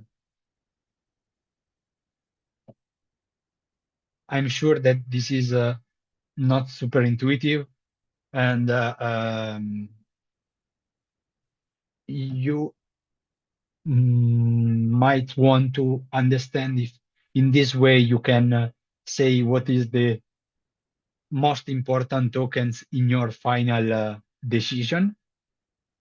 Well, unfortunately, this is not the way to do it. But in the next part of the notebook, I'll do exactly this. So I will change library. I will use Caption. Caption basically is a library that allows us to give to in a way that is a bit mathematical, so I will not go into the details. It tells you to give you the information of what are the most important token in your input to make the final decision. However, to do that, if you try now, you have an error. I'm sure that you have an error, like here. Because why? Because here I'm not using the fine-tuned model. So to use this library, I need to import the fine-tuned model. I need to load the fine-tuned model because it will check the weights that we learn through the fine-tuning. Okay. You can try to play with BERT using the fine-tuned model, but I guess it's more difficult to find something here. But you tell me. You have the tools to play with it. Let's see this Caption library. Well, I can zoom a bit. Okay. Okay, now we have how it works. Basically here, plus and minus are not positive and negative, okay? But they means plus means that this token push the direction, push the prediction toward the predicted class. And negative means that instead this token did the opposite, so push the prediction in the other direction. Okay. So if for positive, it's intuitive. But if you try with a negative sentence, maybe it could make some, it's less intuitive. Because now this plus means that these tokens push the model toward the negative prediction. Okay. Let me focus on the first because it's shorter.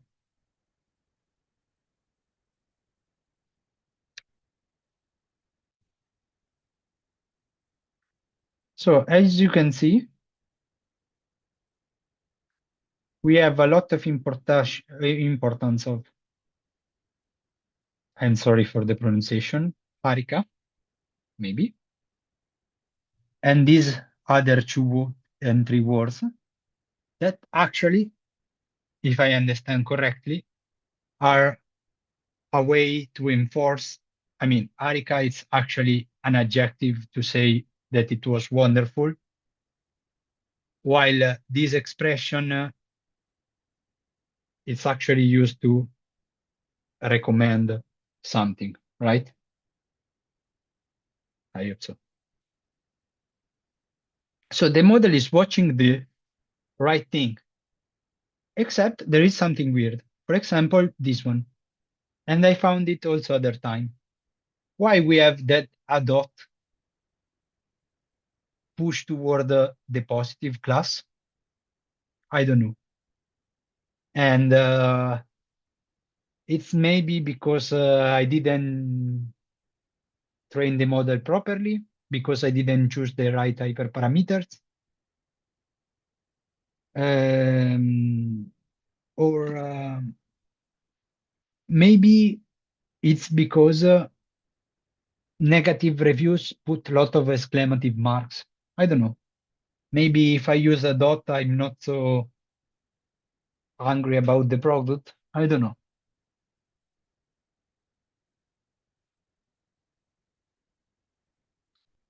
So this tool, I hope it helps. It's also, I mean, I will not go very deep into this topic of explainability, but it's a branch of research that is actually very active. It's also very interesting because for a lot of years we used this model as a black box, but it's actually interesting to understand why they do some prediction, and also understanding the why, the causes. Probably it's also interesting from a social perspective.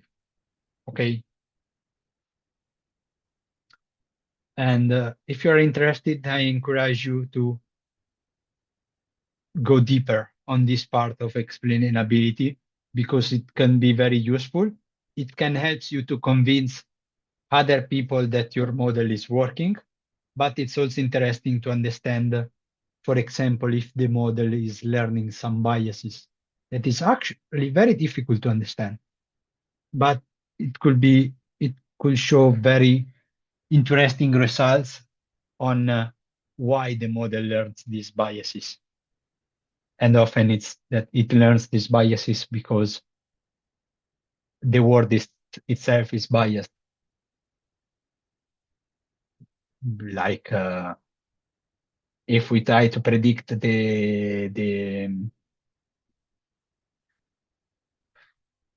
let's say the salary of someone, in a lot of society there is a huge gender gap, so it's likely that the model will learn that the female has a lower salary than the male.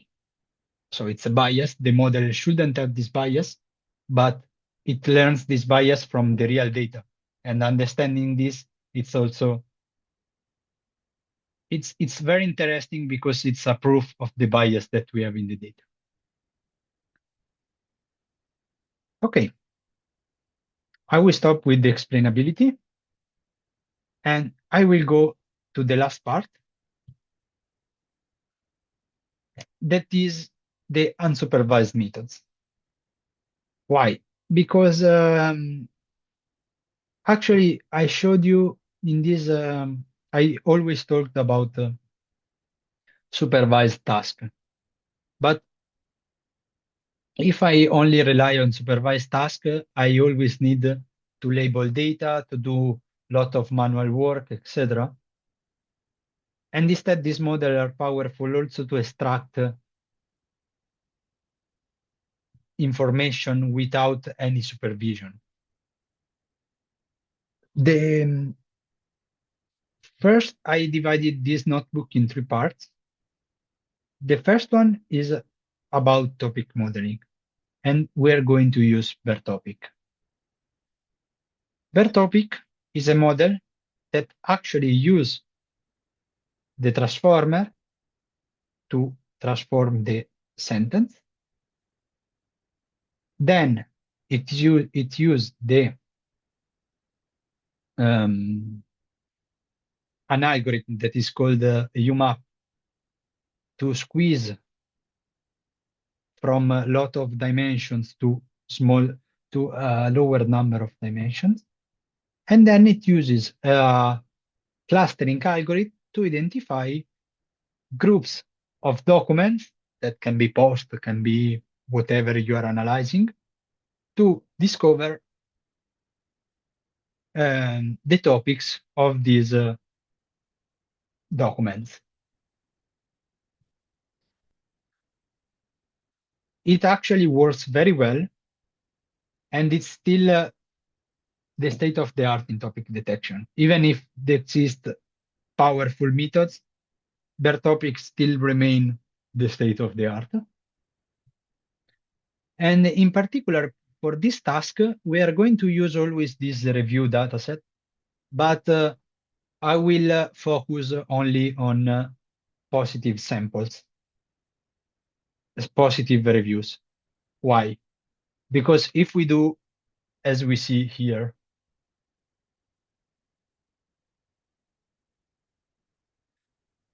before fine-tuning our model, the neutral class was already quite separated from the rest. So if we do topic detection here, we will probably find only 2 topics.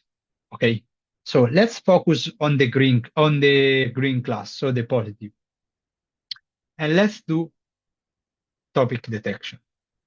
So we keep our dataset. We select only messages that are longer than 30 characters. Actually, we could do this before, but now it's even more important. And just to be fast in the training, I sample 2000 documents. However, you don't need this limit because this model scales even to 1 million of messages. If you have more than 1 million of messages, then you need to sample again. Only be careful to one thing. This library that is called Sentence Transformer implicitly truncate the very long sentences. Okay, so say if a sentence is very, very long, it uses only the first, depends on the model, 500 token or less. Okay, so sometimes this can be a problem, so check on it. But for the most of the time, these limits are pretty big to don't be a problem. So we will use a sentence transformer with this model. I choose this one, but I could use also other one. Compared to before, sentence transformer, it's like before, but it's made to encode the sentence. And we will use this BERTopic library to create topics from the encode of the sentence we are searching. If you do that, it's pretty easy. Sometimes you may not find if you find too many topics, you can increase these parameters. If you find too few topics, you can decrease this parameter.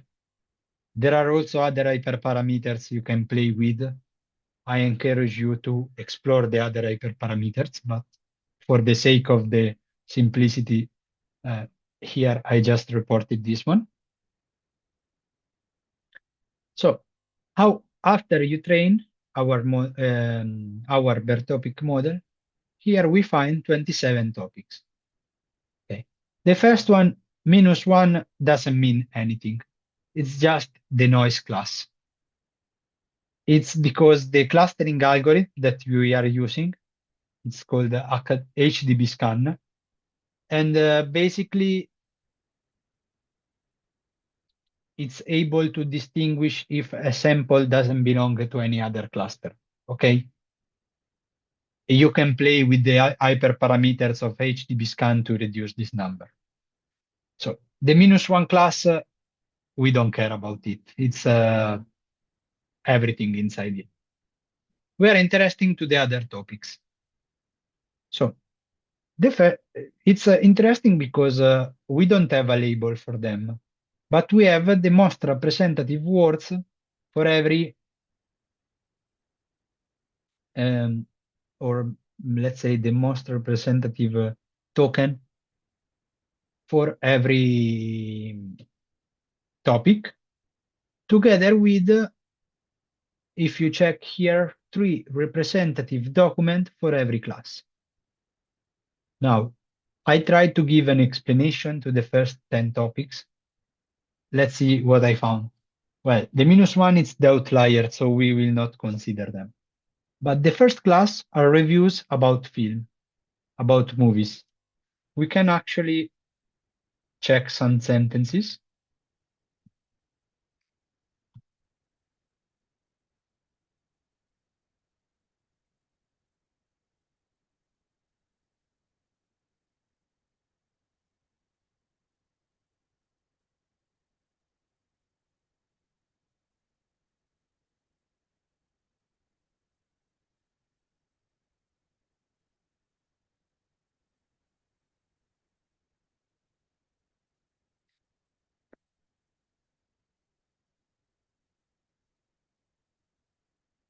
Just a sec.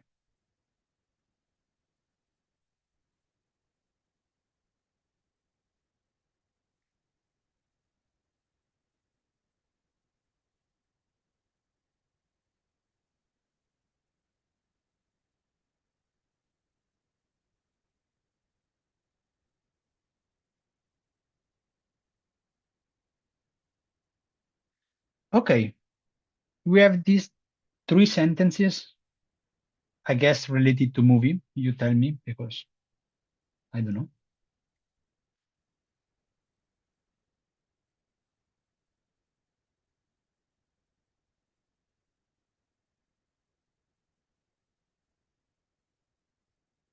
Okay, the first, of course, it's about, seems to be about a film, about a movie, also the second and the third one. So this is the first class. The first topic, reviews about film, about movies. What about the others? In the other, we have, yeah, Does the number of topics discovered matter? I mean, you have figured out 27, but in my case, I had like 80 topics. So does it mean I couldn't run the model well, or it depends on the text? I don't know, the number of sentences you have. Does per it make topics any? is very, very sensible to the hyperparameters. So Hmm. it's a bit a long procedure to play and to find the best hyperparameters. If you want less topic, you probably may increase this number here, because it tells you the minimum size of a cluster of topic. Here I found 27 topic, but if you check it, many of them are have only 10 samples or less. So from my point of view, it's much better to have a more detailed number of topics and then manually put them together. Because sometimes some topics quite overlap, but there is no way to put the topics together.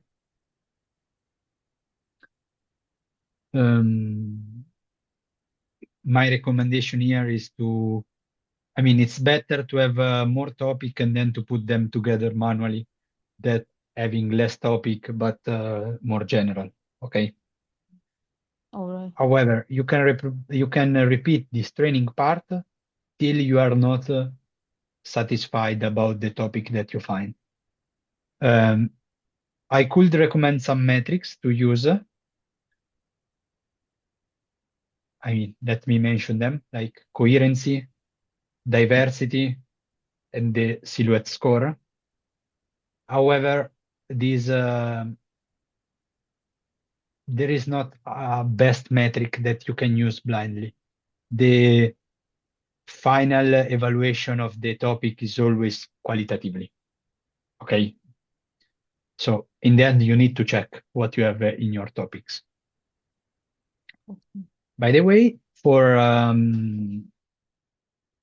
the other topics, we have phones and chargers. Then we have a cluster that is actually very general. So they don't specify the topic, but it's a generic positive review, like very good, everything fine. That's it. One topic is about, they express comment about the shipping and the delivery. Someone talk about the price quality ratio.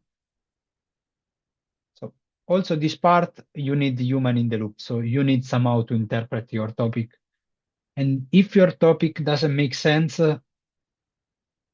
probably you need to search for best hyperparameters, okay? Because you are doing something wrong. If there are words that mixes very different topics, there is something didn't work here. Okay. So the good part it was unsupervised, and for example, this could be good to identify messages from a minority class that talks with a specific language that you don't want to overlook. And this will be, searching for them manually would be very difficult. Doing it with a topic detection could be easier.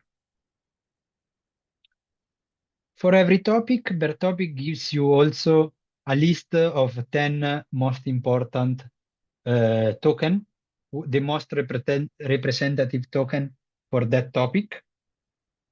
And so you can use them together with the most representative document to understand what the topic is about. And you can also, it also allows you to visualize it in this way that is fancier than this one.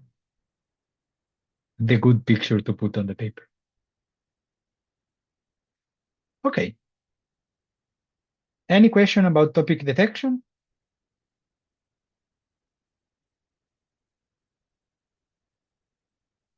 I will continue then.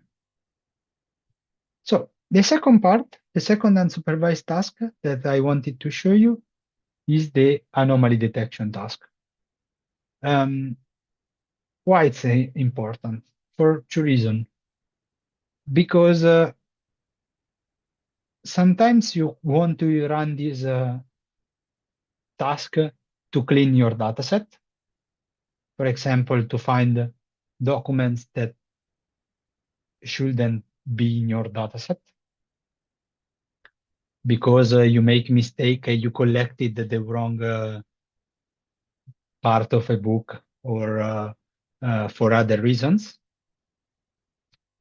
Or maybe because you are interested in identifying this one because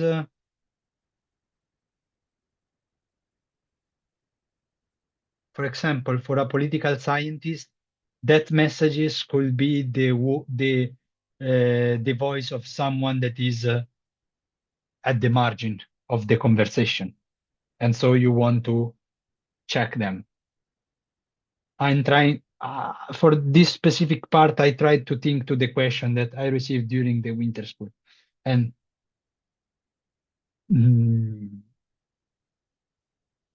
how to do that?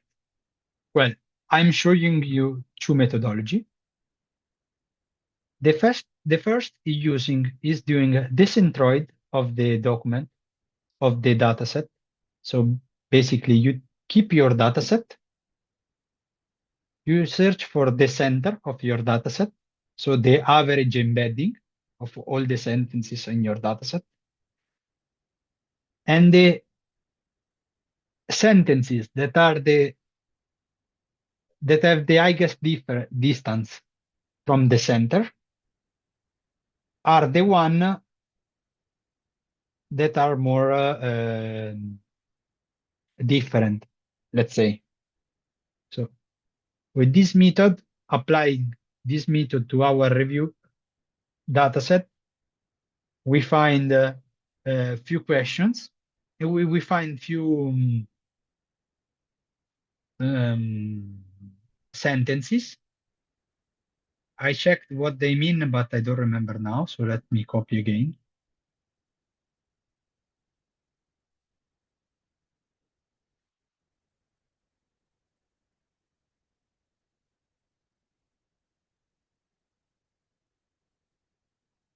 So the first one, maybe it's a positive review, but seems to be quite general about Apple, not about anything specific. So it's weird compared to the other. And the same about the second. It's probably talking about the flow of the water that seems to be an outlier topic. The third one talk about a genocide that is actually something we don't understand why it's in a review dataset. Maybe there was a reason for why they put this comment in the reviews. And the last one is in English. So why it's English in a Turkish dataset? We don't know. But when we collect the dataset, every time there is something wrong, still our model was able to identify it. The second way, it's the second method instead is isolation forest. That is an algorithm that isolates the points that are very distant from all the other points. And for these reasons, they are outliers. What is the difference between the first and the second? Let's say that the first capture the global outlierness, means that you are this sentence is different compared to the rest of all the other sentences. The second methods instead capture the local outlierness. So how much this sentence is different from the other that somehow finished in the same region of the space. Why you could use one compared to or another? Because, for example, if you have a cluster of sentence that are outlier, for example, all the sentence in English, with the first methods, you will find it. With the second, maybe no. So do you want to identify a cluster of sentences that are collectively weird or not? Depending on your answer, you can decide if to use the first or the second method. As you can see, even if the methods are different, most of the time they find the same sentences, but sometimes instead they find different sentences. I'm surprised that the English sentence disappeared, probably because there are also other sentences in English. So using the second method, that sentence is not weird anymore. And that's it. Can you mention one situation in which, as a social scientist, you would use this method? Any suggestion?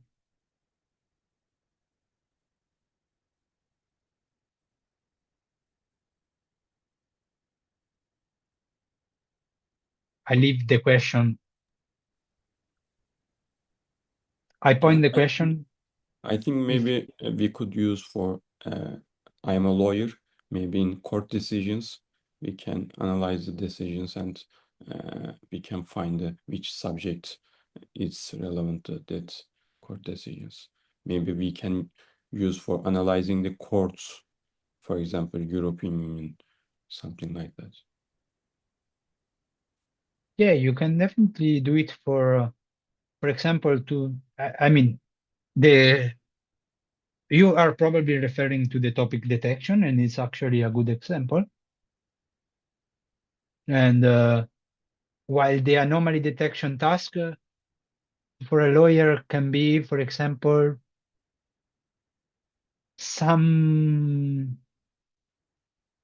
maybe it can identify some decision that was abnormal compared to the others, or for a topic that was actually anomalous.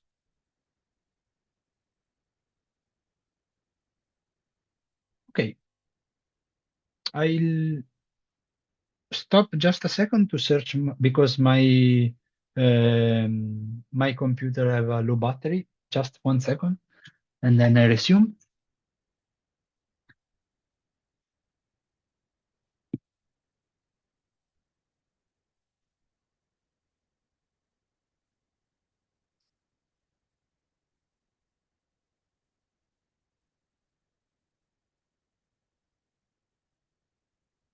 Another now I was thinking to other way we can use this method.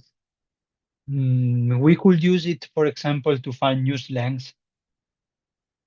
It's it's very difficult to find new slangs in a supervised way. But a new slang seems to be something that would have an embedding distant from the other, weird from the rest. And so it could be interesting to discover, for example, new terms or terms that have been used in a different way, to encode a different message, different from the normal, from the usual.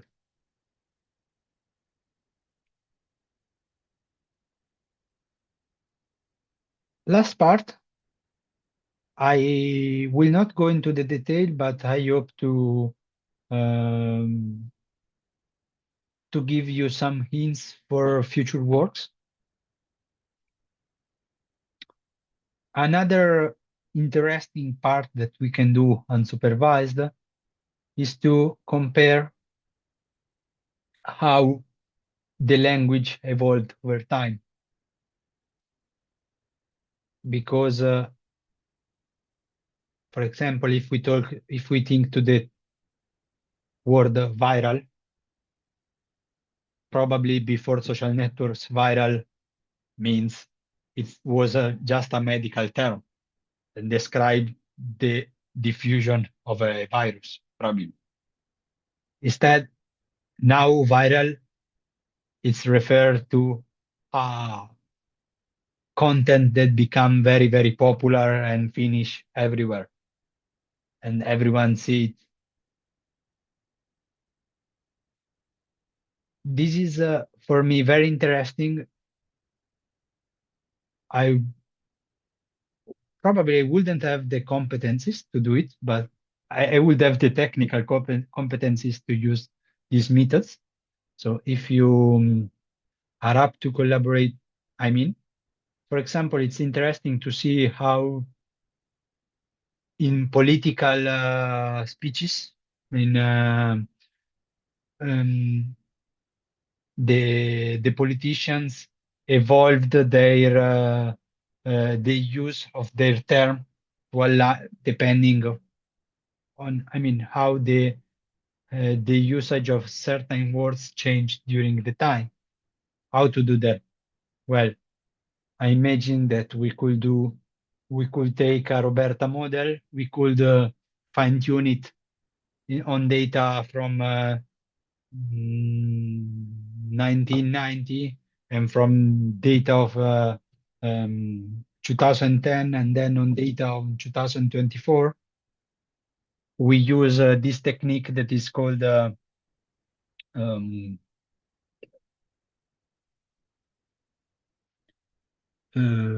don't remember the name of the technique. Orthogonal proclusters to align, because different training, then you need somehow to align the spaces across different training.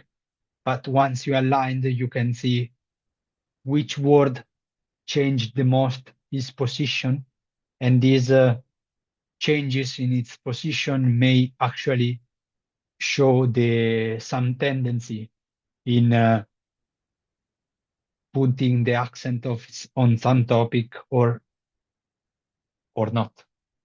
These are just examples I'm trying to imagine as a computer science. Okay. This is the end for the not part. I hope I give you some good ideas. And let's wrap up what we saw together and let's conclude. So I would like again to repeat when I should use RoBERTa. Well, if I have no labels, use LLMs. It's okay. If we have no labels, LLMs are the one that are able the most to generalize, so to do task even in the zero shot. Zero shot means that you don't show examples. You just ask for a task without informing them, and they are quite good in generalize. If you have a few labels and the task is very, very simple, you can use classical machine learning. So you can even use bag of words, and it's good enough. If instead the classical machine learning doesn't work because it was too easy, because the model is too simple, and you have enough label data, you can use RoBERTa, especially when the focus is, when the task is very specialized. For example, just to mention something we are going to publish soon, we saw that a fine-tuned RoBERTa model was enough to train to distinguish if a Telegram message was about cryptocurrency or not. So we didn't need to spend a lot of money on LLMs. We could do with RoBERTa. And finally, generation. Well, again, you need to use LLMs because they are trained to do a generation. But the problem is always the cost, and most importantly for me, the reproducibility, because most of the time we don't have the control. And if they change something on their machine, they change our results without